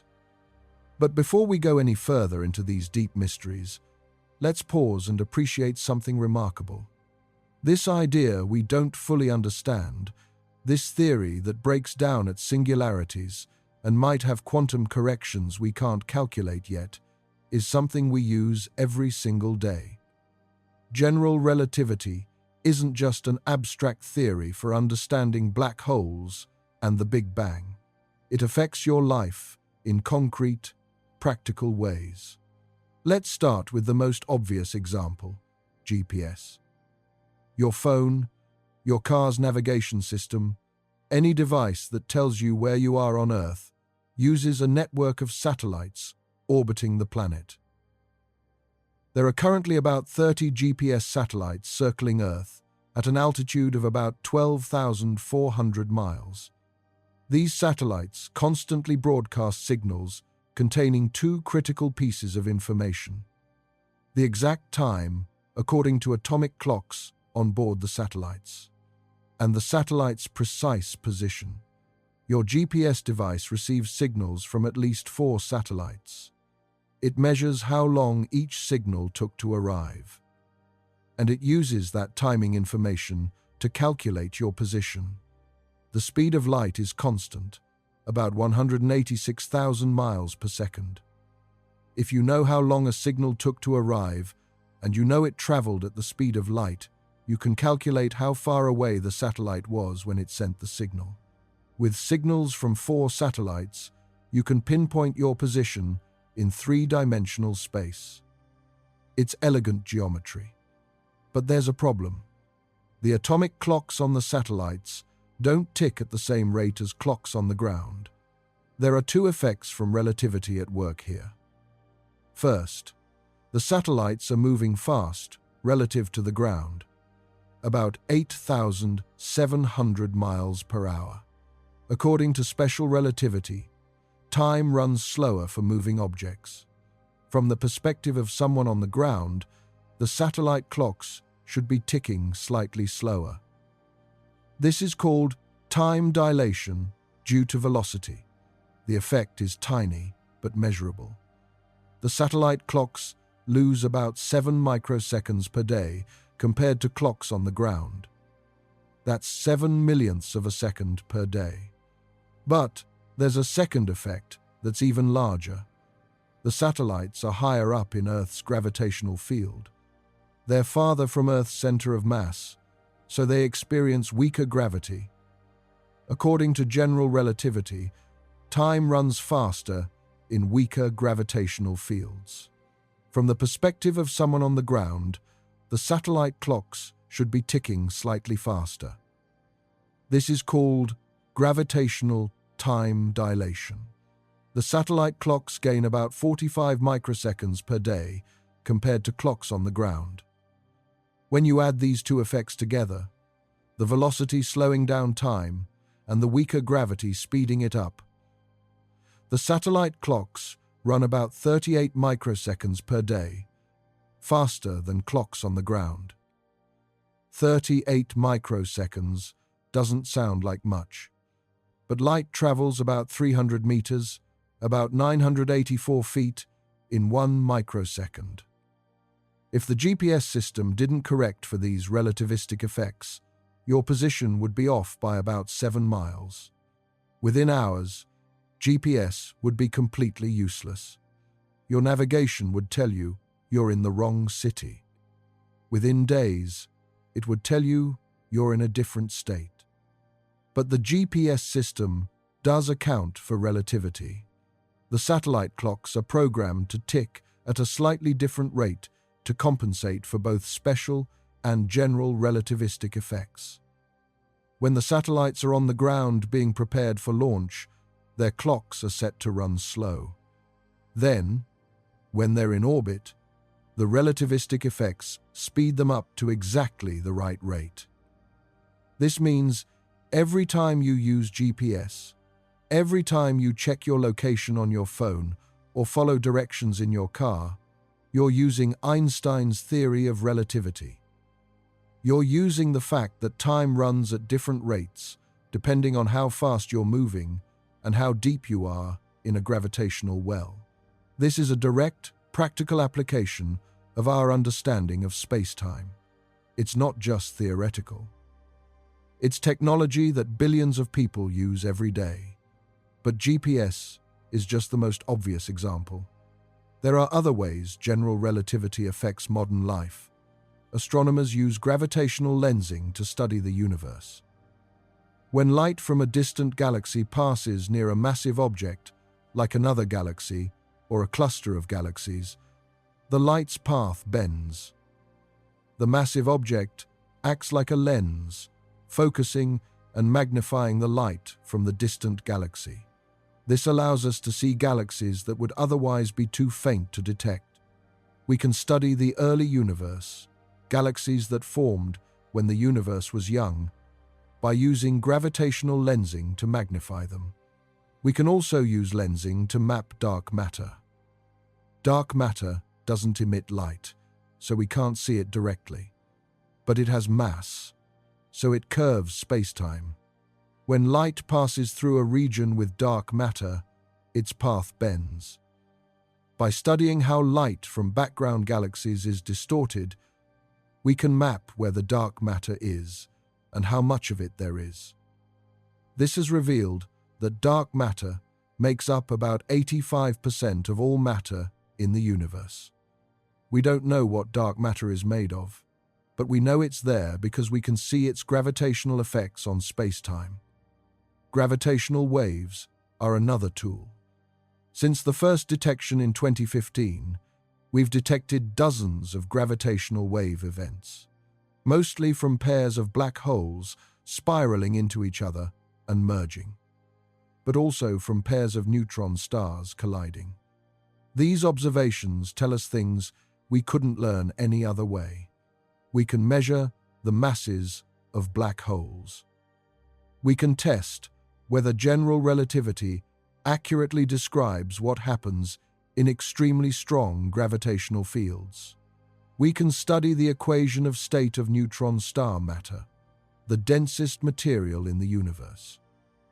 In 2017, gravitational wave detectors picked up a signal from two neutron stars colliding. At the same time, telescopes around the world observed a burst of gamma rays, X-rays, and visible light from the same event. This was the first time we'd observed the same astronomical event with both gravitational waves and electromagnetic radiation. The collision created heavy elements like gold and platinum. By studying the light from the explosion, astronomers could see the signatures of these elements being synthesized. This confirmed that neutron star collisions are where most of the heavy elements in the universe come from, including the gold in your jewelry and the platinum in your electronics. More dramatically, gravitational waves allow us to test general relativity in ways that weren't possible before. When two black holes merge, they produce a specific pattern of gravitational waves. The frequency and amplitude of the waves depend on the masses of the black holes, how fast they're spinning, and how their spins are oriented. General relativity makes precise predictions about what this signal should look like, and every gravitational wave event we've detected has matched those predictions perfectly. The theory works even in the most extreme conditions we can observe. Black holes, dozens of times the mass of the Sun, moving at significant fractions of the speed of light, producing more power in gravitational waves for a brief moment than all the stars in the observable universe combined. Einstein's equations describe it all. There are also more exotic possible uses. Some physicists have speculated about using understanding of space-time curvature to create advanced propulsion systems. If you could manipulate space-time, curve it in specific ways, you might be able to create something like a warp drive. Contract space in front of a spacecraft and expand it behind. This is purely theoretical. The energy requirements would be enormous, possibly requiring more energy than exists in the entire observable universe. And there are serious questions about whether it's even possible in principle. General relativity allows such solutions mathematically, but that doesn't mean they can be realized in practice. But the point is, understanding space-time has practical implications, not just for navigation and astronomy, but potentially for future technologies we can barely imagine. Let me give you some perspective on why solving the deeper mysteries matters. Why should you care about whether space-time is made of loops or strings or entanglement? Why does it matter what happened at the Big Bang or whether black holes preserve information? These seem like abstract questions, far removed from everyday life. But solving these mysteries could change everything. First, understanding what space-time is at the fundamental level would complete the picture of reality that physics has been building for centuries. Right now, we have two great theories that describe the universe. General relativity describes gravity and the large-scale structure of the cosmos. Quantum mechanics describes particles and forces at small scales. Both theories are extraordinarily successful. They've been tested countless times and have never failed within their domains. General relativity has passed every test we've thrown at it. The bending of starlight during eclipses, the precession of Mercury's orbit, gravitational time dilation verified by atomic clocks, the existence of black holes, the expansion of the universe, gravitational waves from colliding black holes, the shadow of the supermassive black hole in M87. Every prediction has been confirmed. Quantum mechanics is equally successful. It explains the structure of atoms, the periodic table of elements, chemical bonds, the behavior of materials from semiconductors to superconductors, lasers, nuclear reactions, the fundamental particles and forces.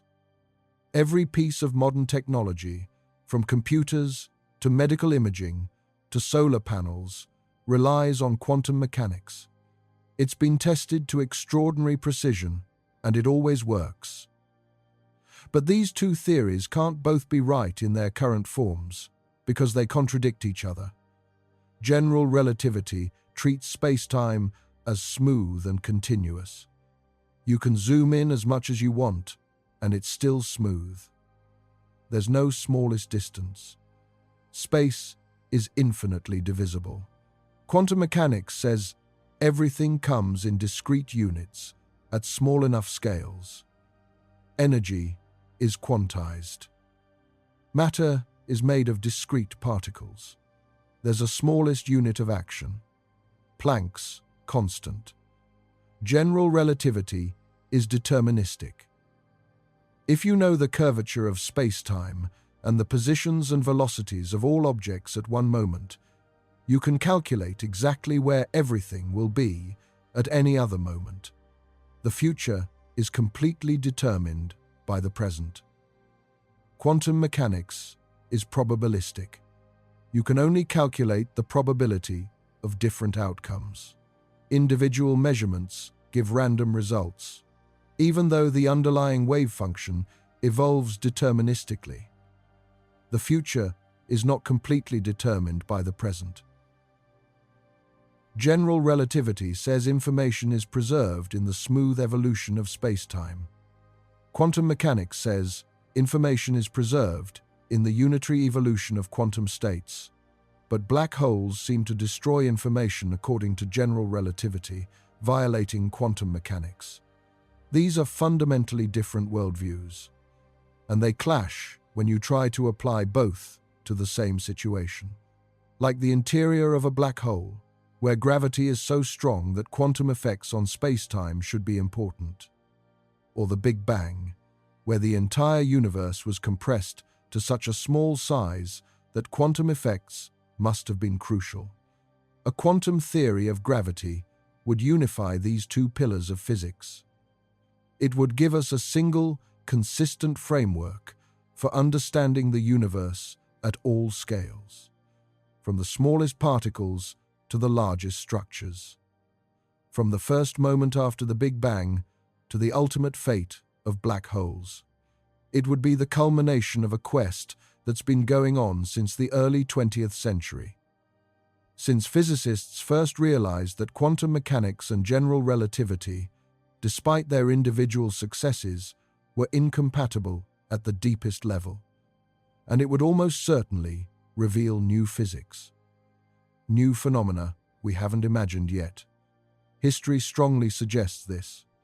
Every time we've unified different areas of physics, we've discovered new things. When James Clerk Maxwell unified electricity and magnetism in the 1860s, it seemed like abstract theoretical work. He showed that electric fields and magnetic fields were different aspects of a single electromagnetic field. He wrote down equations describing how electromagnetic fields propagate. Those equations predicted that electromagnetic waves should exist. Waves of electric and magnetic fields rippling through space. And these waves should travel at a specific speed, which turned out to be exactly the speed of light. Maxwell realized that light itself was an electromagnetic wave. This was a stunning unification. Optics, the study of light, and electromagnetism, the study of electric and magnetic forces, were the same thing. But the practical implications went far beyond this theoretical insight. Maxwell's equations led to the discovery of radio waves, then to radio communication, then to radar, television, microwaves, Wi-Fi, cell phones, satellite communication. Every piece of wireless technology you use exists because Maxwell unified electricity and magnetism. Nobody in the 1860s could have predicted this. They were doing pure theoretical physics, trying to understand fundamental forces. But their work led to technologies that transformed civilization. When quantum mechanics was developed in the early 20th century, it also seemed impossibly abstract, divorced from practical concerns. Physicists were trying to understand the structure of atoms and the behavior of light. They discovered that energy comes in discrete packets, that particles have wave properties, that you can't simultaneously know a particle's position and momentum with arbitrary precision. None of this seemed useful for anything practical. It was pure fundamental physics, trying to understand the nature of reality at the smallest scales. But quantum mechanics led to our understanding of how atoms bond to form molecules, how electrons behave in materials, how semiconductors work, and that led to transistors, then to integrated circuits, then to computers, then to smartphones, the internet, modern medicine, renewable energy. Every piece of modern technology relies on quantum mechanics. Your phone, your computer, LED lights, solar panels, medical imaging machines, GPS satellites. All of it depends on physics that seemed purely theoretical a century ago. When Einstein developed relativity, it seemed like the most impractical theory imaginable. Pure intellectual exercise with no connection to everyday life. Time running at different rates depending on motion and gravity. Space and time being unified into spacetime. Mass curving spacetime. These seemed like exotic ideas with no practical application. But GPS satellites rely on relativistic corrections. Without accounting for both special and general relativity, GPS would be useless within hours. Nuclear energy comes from Einstein's equation, E equals mc squared, the equivalence of mass and energy. Every nuclear power plant, every nuclear weapon, every star in the universe demonstrates this equivalence. And gravitational lensing, black holes, gravitational waves, the expansion of the universe, all predicted by general relativity, have become tools for astronomy and cosmology. A quantum theory of gravity could lead to technologies we can't even imagine right now. If space-time is quantized, made of discrete units, maybe we could learn to manipulate those units. Maybe we could create localized regions of altered space-time, artificial gravity for spacecraft. shielding from gravitational forces. New types of sensors that detect space-time curvature directly. If wormholes can exist and be stabilized, maybe we could use them for communication or even travel. Send signals through space-time shortcuts instead of through normal space. If the holographic principle is right, and all information in a volume is encoded on its boundary, maybe we could build computers that use this principle. Holographic data storage operating on fundamentally new principles. These are wild speculations. Most physicists think they're probably impossible. The energy scales involved in manipulating space-time at the quantum level are so enormous that we might never be able to harness them practically. You'd need energies comparable to the Planck energy, about 10 to the 19th giga-electron volts. For comparison, the entire rest mass energy of Earth, if you converted all of Earth into pure energy, is about 10 to the 41 joules. The Planck energy is about 2,000 joules concentrated in a single quantum event. That might not sound like much. 2,000 joules is about the energy needed to lift a small car 1 meter. But concentrating that energy into a single quantum interaction at the Planck scale would require extraordinary technology. So maybe these applications are forever beyond reach. But the point is, we don't know. And history shows that understanding fundamental physics often leads to applications no one predicted. Maxwell wasn't trying to invent radio.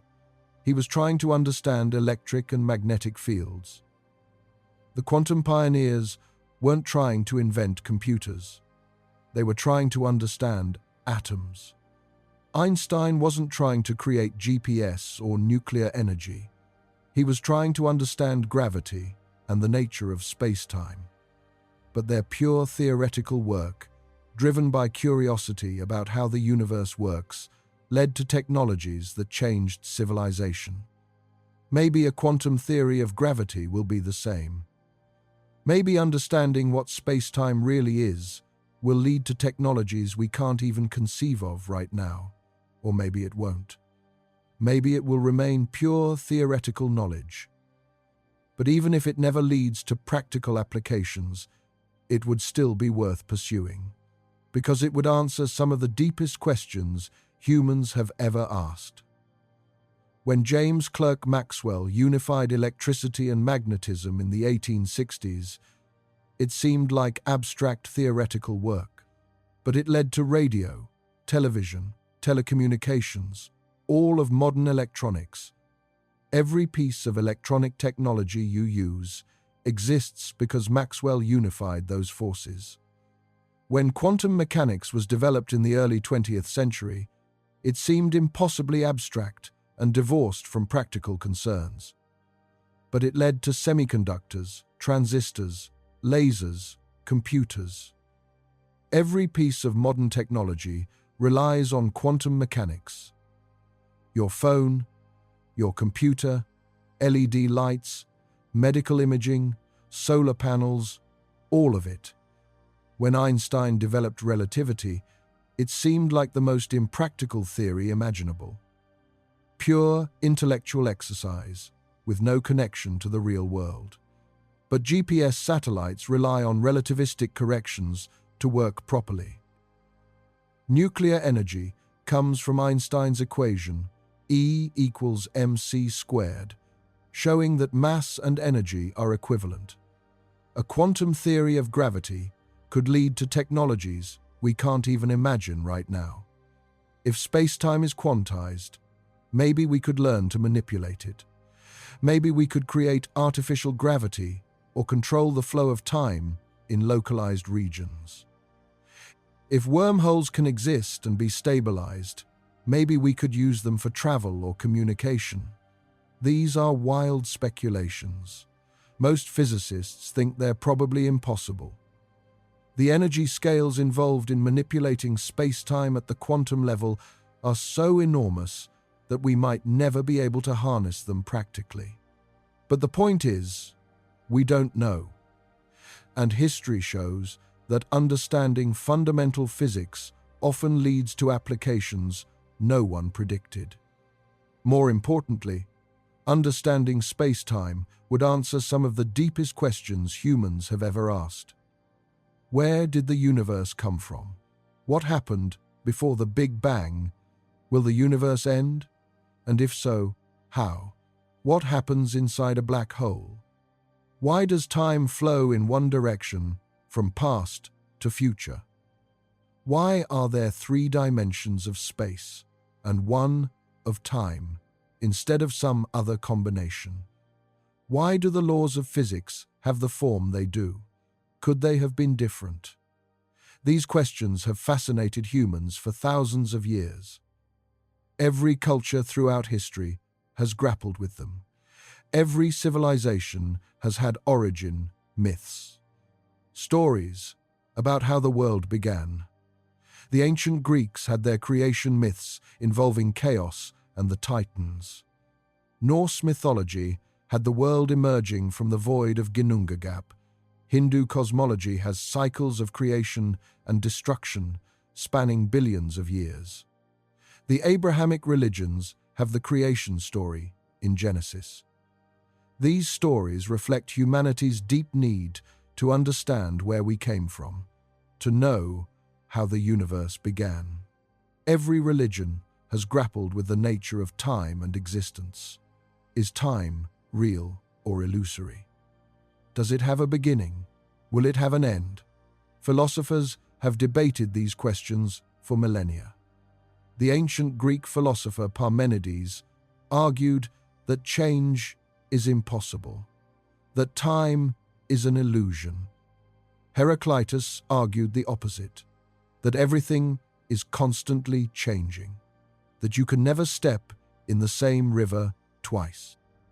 Plato thought time was created along with the universe, that it didn't exist before creation. Aristotle thought time had no beginning, that it stretched infinitely into the past.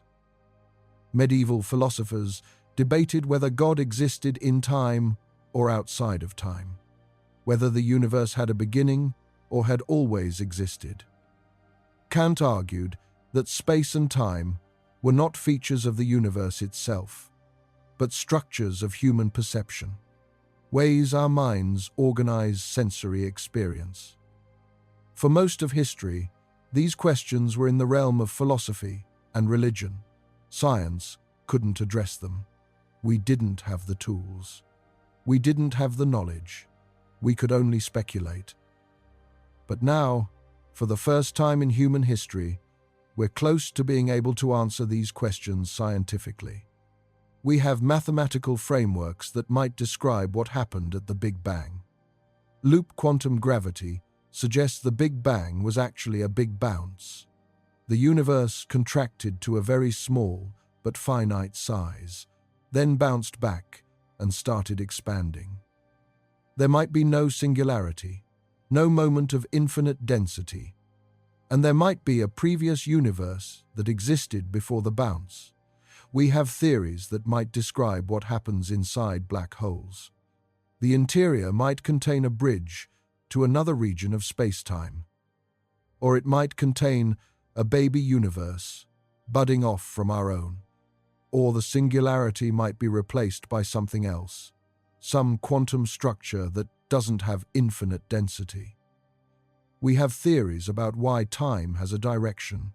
This is called the arrow of time. Entropy, the measure of disorder, always increases with time. Eggs break, but don't spontaneously reassemble.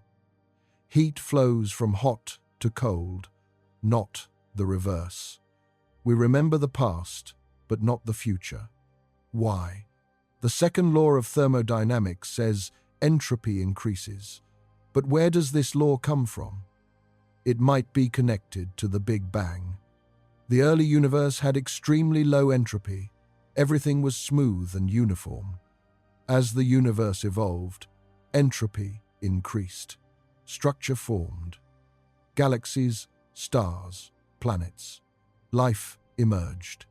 The arrow of time points in the direction of increasing entropy, and that direction was set by the initial conditions at the Big Bang. A quantum theory of gravity might explain why the Big Bang had low entropy, why the universe started in such a special state.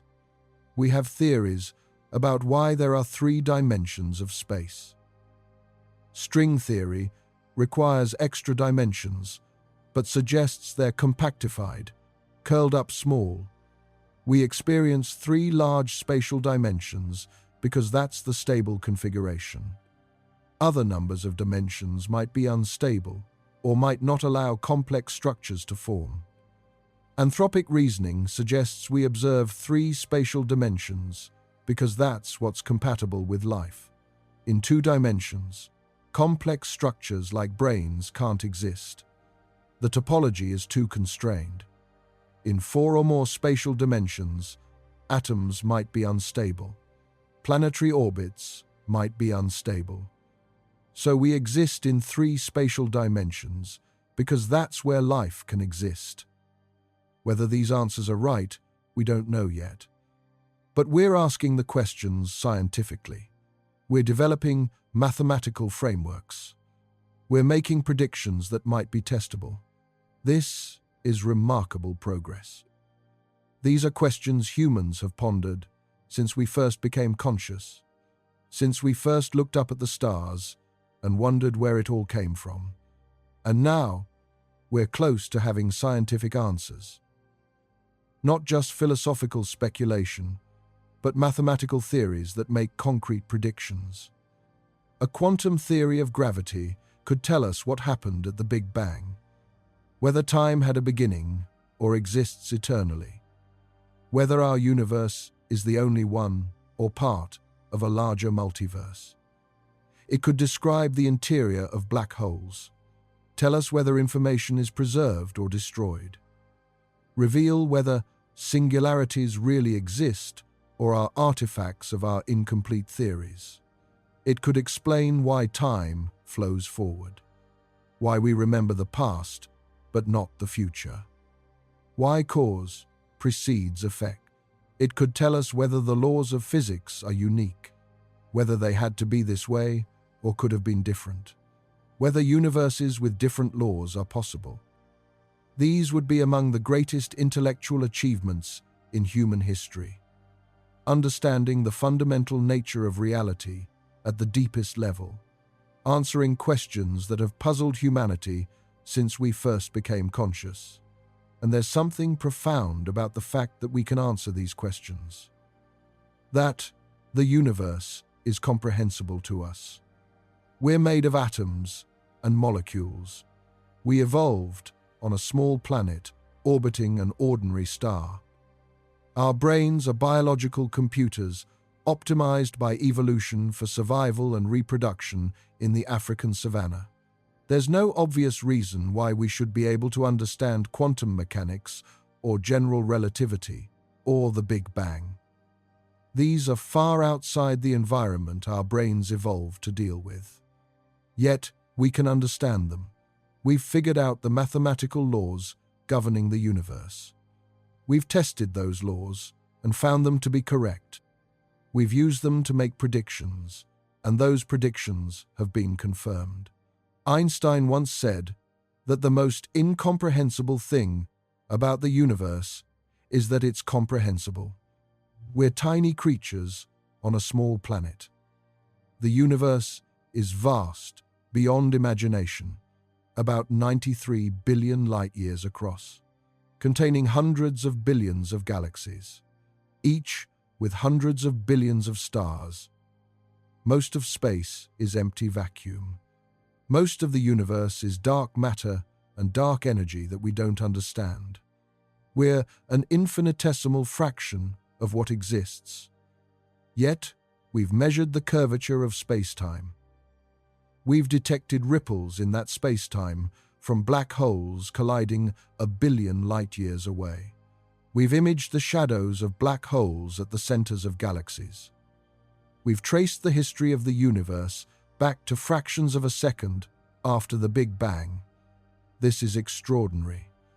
It suggests that the universe is fundamentally knowable, that the laws of physics are the same everywhere, that we can figure them out through careful observation, experimentation, and reasoning.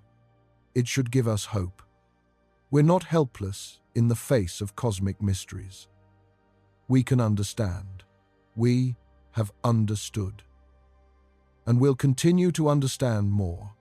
The fact that we don't yet know what space-time is made of isn't a failure. It's an opportunity. It's a frontier waiting to be explored. And exploring that frontier, developing a quantum theory of gravity, answering these deep questions about the nature of reality, would be one of humanity's greatest achievements. Not because it would make us rich or powerful, but because it would satisfy our deepest curiosity about the universe we live in. Before we finish, let's talk about what we do know. Despite all the mysteries, despite all the unanswered questions, we've learned an enormous amount about space-time. We know it's real. It's not just a mathematical abstraction or a convenient way of describing things. It's a physical entity that can be measured and observed. We know mass and energy curve, space-time. The more mass concentrated in a region, the more curved space-time becomes in that region. This curvature is what we experience as gravity. The sun curves space-time around it. Earth moves through that curved space-time, following a geodesic, the straightest possible path. That curved path is Earth's orbit. Black holes are regions where space-time is curved so extremely that it closes in on itself. Not even light can escape. We know space-time is dynamic. It can change over time. It can ripple. It can expand. Gravitational waves are ripples in space-time itself.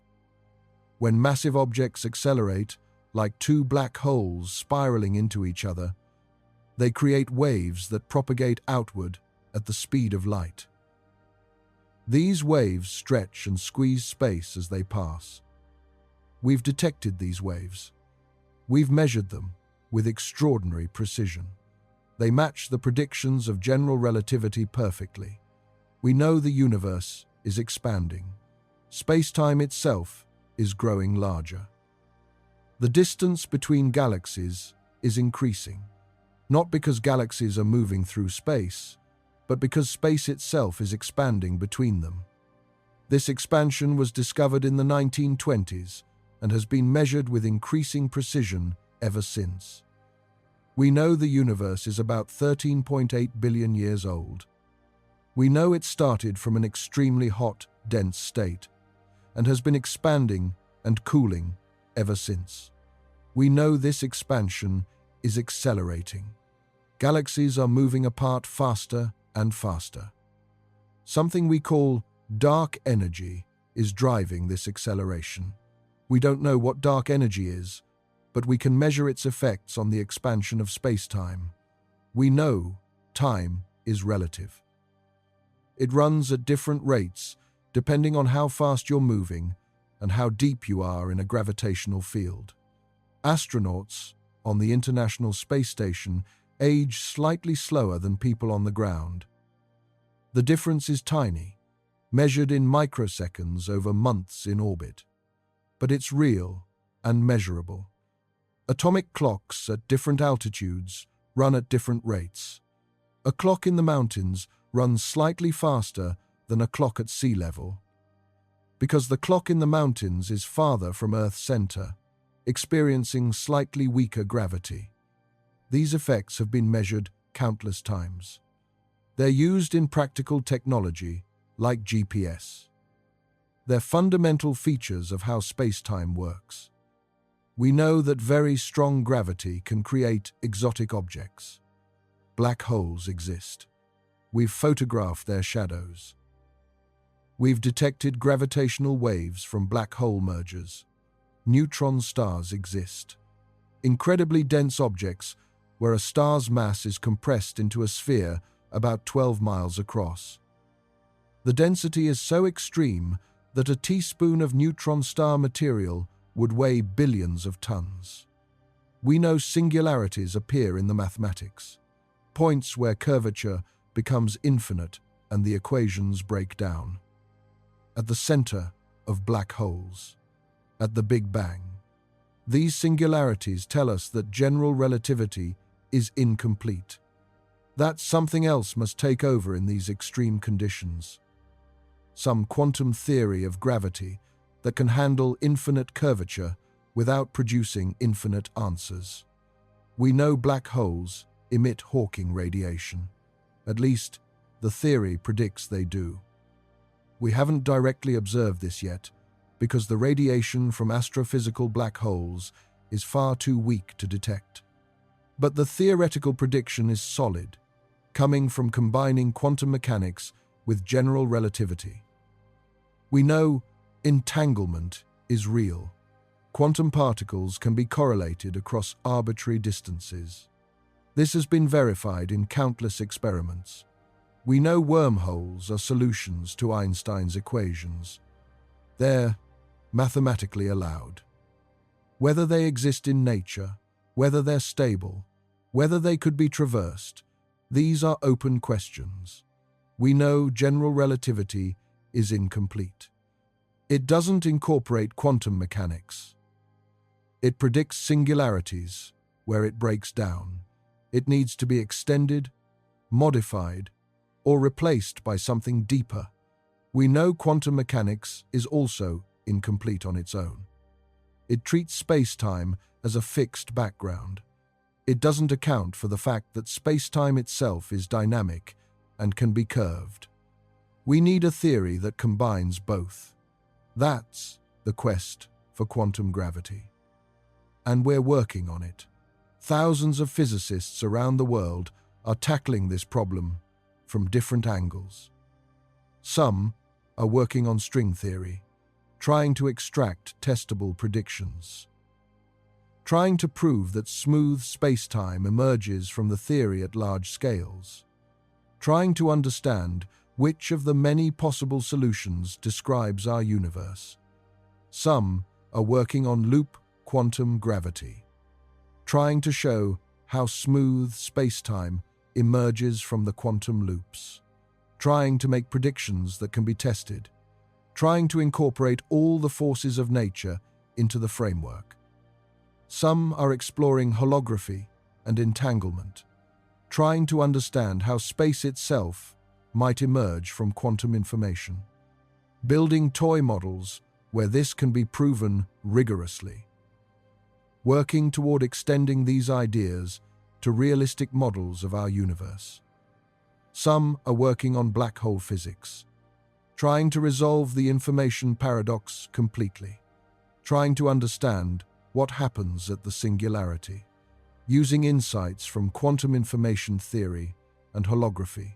Some are working on cosmology, trying to understand what happened at the Big Bang, whether there was a time before it, what set the initial conditions, why the early universe had such low entropy.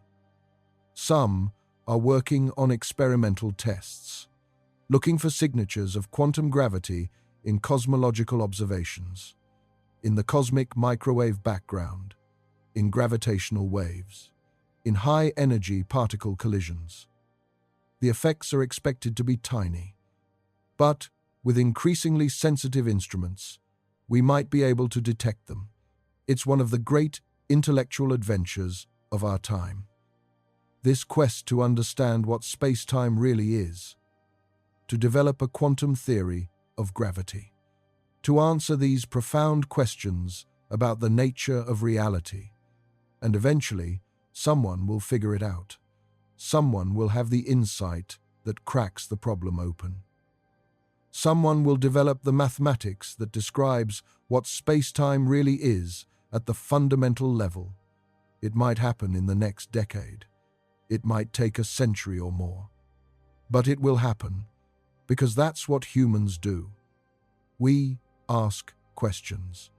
We don't accept mystery as the final answer. We keep pushing, Keep exploring. Keep trying to understand. When that breakthrough comes, when we finally understand space-time at the deepest level, it will change how we see reality. It might change what we think is possible. It will certainly answer questions that have puzzled us for generations. And it will probably raise new questions we haven't thought to ask yet, because that's how science works. Every answer opens new questions. Every mystery solved reveals deeper mysteries. But that's not discouraging. That's exciting. It means there's always more to discover, always new frontiers to explore, always deeper levels of understanding to achieve. We know the universe is expanding. Space-time itself is growing larger. Galaxies are moving apart, not because they're traveling through space, but because space itself is expanding between them. We know this expansion is accelerating. Some mysterious form of energy, called dark energy, is pushing space-time to expand faster and faster. About 70% of the energy in the universe is in this form.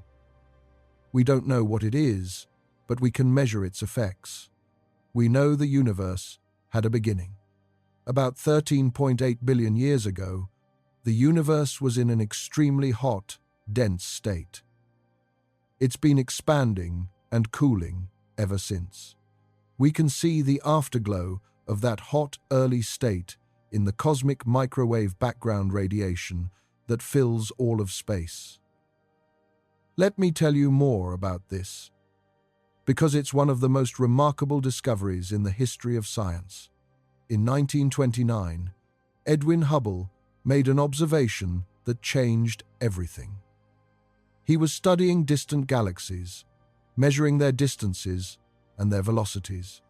He found that almost all galaxies are moving away from us, and the farther away they are, the faster they're receding.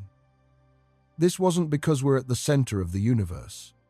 It's because space itself is expanding. Every point in space is moving away from every other point. Imagine baking a loaf of raisin bread. As the dough rises, the raisins move apart from each other, not because they're moving through the dough, but because the dough itself is expanding. From the perspective of any raisin, all the other raisins appear to be moving away. And the farther away another raisin is, the faster it appears to be receding. That's what's happening with galaxies in the universe. Space itself is expanding, carrying galaxies along with it. If space is expanding now, that means it was smaller in the past.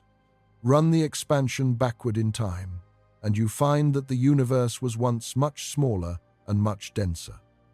Keep going back, and you reach a point where the entire observable universe was compressed into a tiny, incredibly hot, incredibly dense state. This is the Big Bang. Not an explosion in space, but an expansion of space itself. The cosmic microwave background is light left over from that early hot state. About 380,000 years after the Big Bang, the universe had cooled enough for atoms to form. Before that, it was too hot. Any atoms that formed would immediately be torn apart by energetic photons. The universe was opaque, filled with a hot plasma of electrons and atomic nuclei. But when the temperature dropped below about 3,000 degrees Kelvin, electrons could finally combine with nuclei to form stable atoms. Suddenly, the universe became transparent. Photons that had been constantly scattering off free electrons could now travel freely through space. Those photons are still traveling through space today. They've been stretched by the expansion of the universe. What started as visible and infrared light has been redshifted into microwave wavelengths. This is the cosmic microwave background radiation. It fills all of space. No matter which direction you look, you see it. It's incredibly uniform. the same temperature in every direction to within 1 part in 100,000, about 2.7 degrees above absolute zero. But there are tiny variations, tiny differences in temperature from one part of the sky to another. These variations show us what the universe looked like when it was 380,000 years old. They're like a baby picture of the universe. And these tiny variations are important. They show us that the early universe wasn't perfectly smooth. There were regions that were slightly denser than average, and regions that were slightly less dense.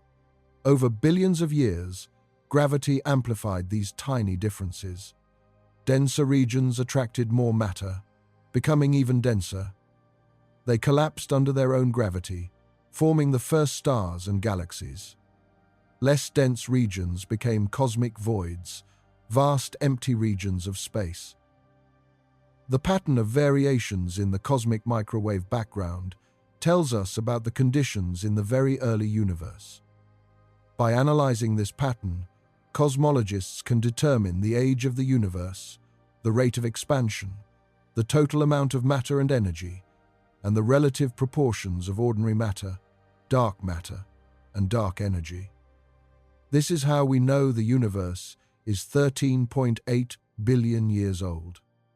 How we know that ordinary matter, the stuff that makes up stars and planets and you, is only about 5% of the total energy in the universe. Dark matter makes up about 27%. And dark energy makes up about 68%. Dark energy is particularly mysterious.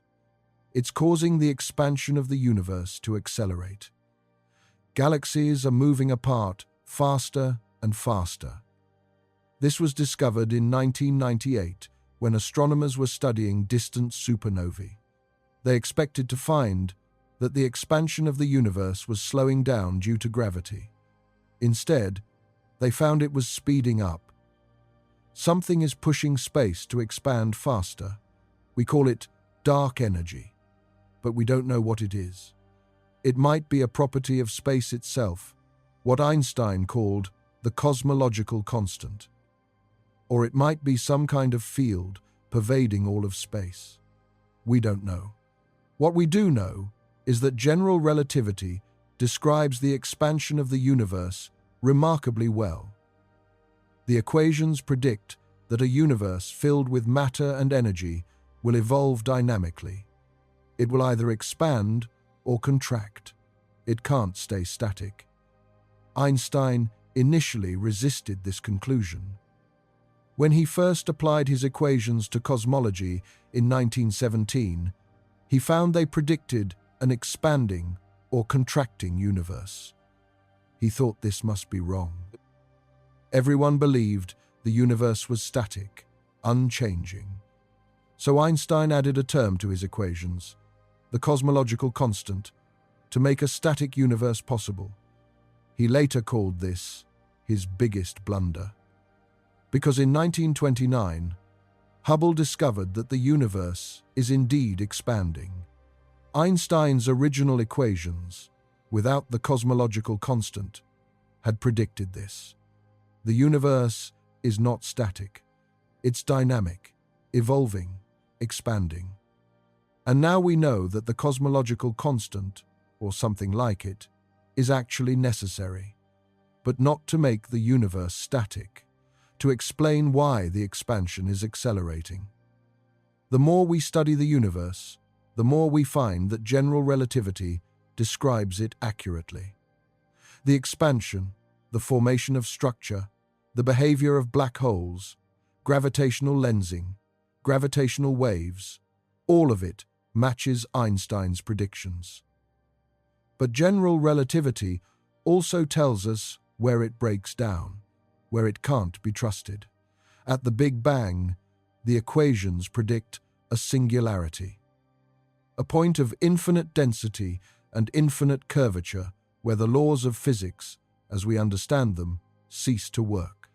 General relativity is telling us that something else must take over. Some quantum theory of gravity that can describe what really happened at t=0. The same is true inside black holes.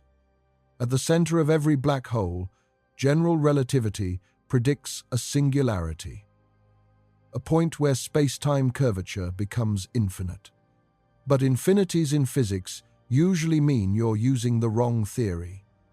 They're signs that your equations have reached their limit, that you need a deeper theory to go further.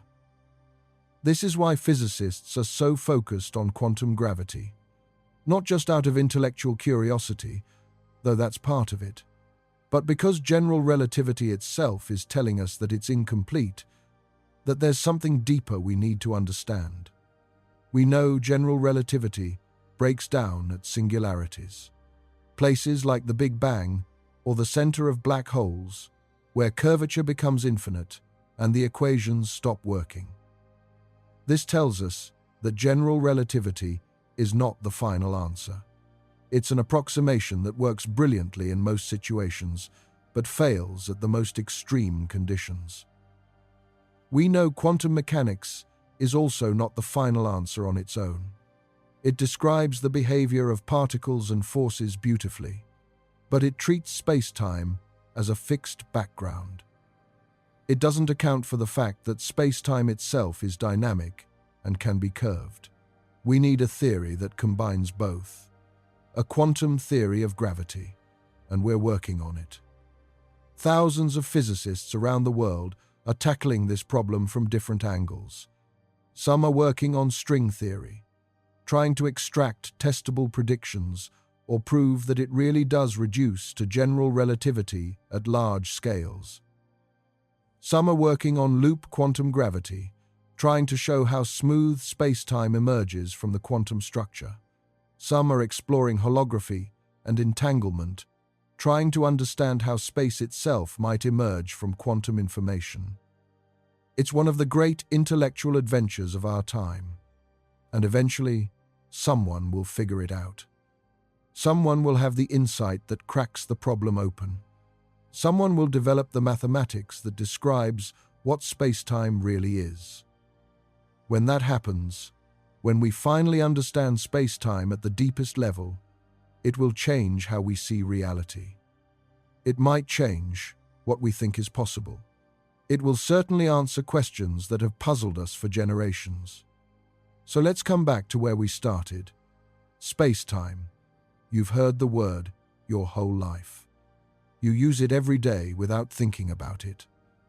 Your GPS works because engineers understand how space-time behaves. But what is it really? What is it made of? Is it fundamental or emergent? Does it exist at the smallest scales, or does something else, something more fundamental, give rise to it? We don't know. And that's okay. That's where the adventure is. That's where science happens. Not in the answers we've already found, but in the questions we're still trying to answer. Not in the settled theories we learned in school, but in the mysteries at the boundary of knowledge. Einstein gave us the idea of space-time over 100 years ago. It revolutionized physics. It explained gravity in a completely new way. It predicted black holes and gravitational waves and the expansion of the universe. It's been one of the most successful theories in the history of science. But Einstein himself would probably be the first to admit that it's not the end of the story. It's not the final answer. It's a step along the way. A beautiful, elegant, powerful step, but still just a step.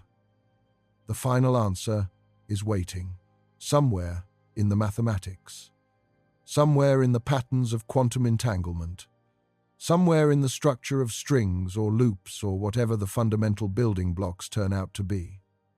And when we find it, when someone finally cracks the code and figures out what space-time really is, it will be one of the greatest moments in human history.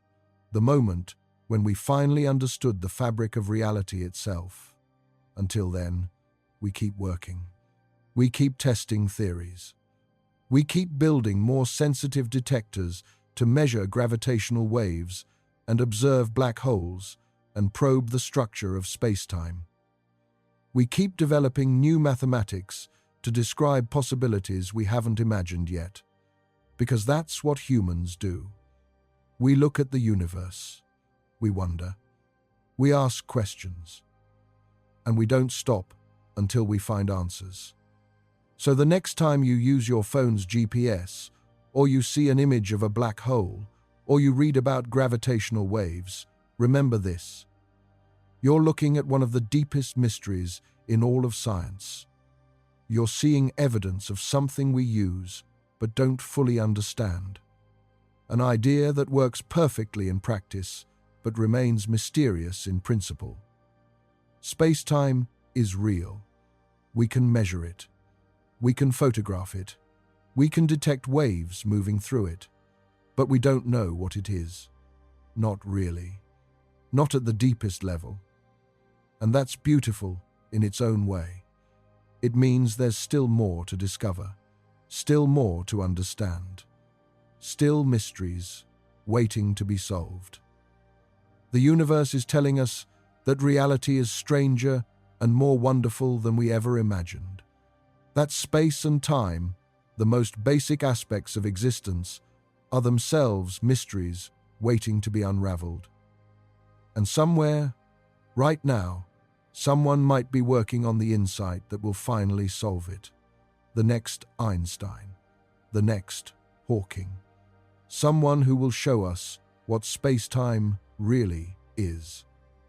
When that day comes, remember that you were here at the beginning.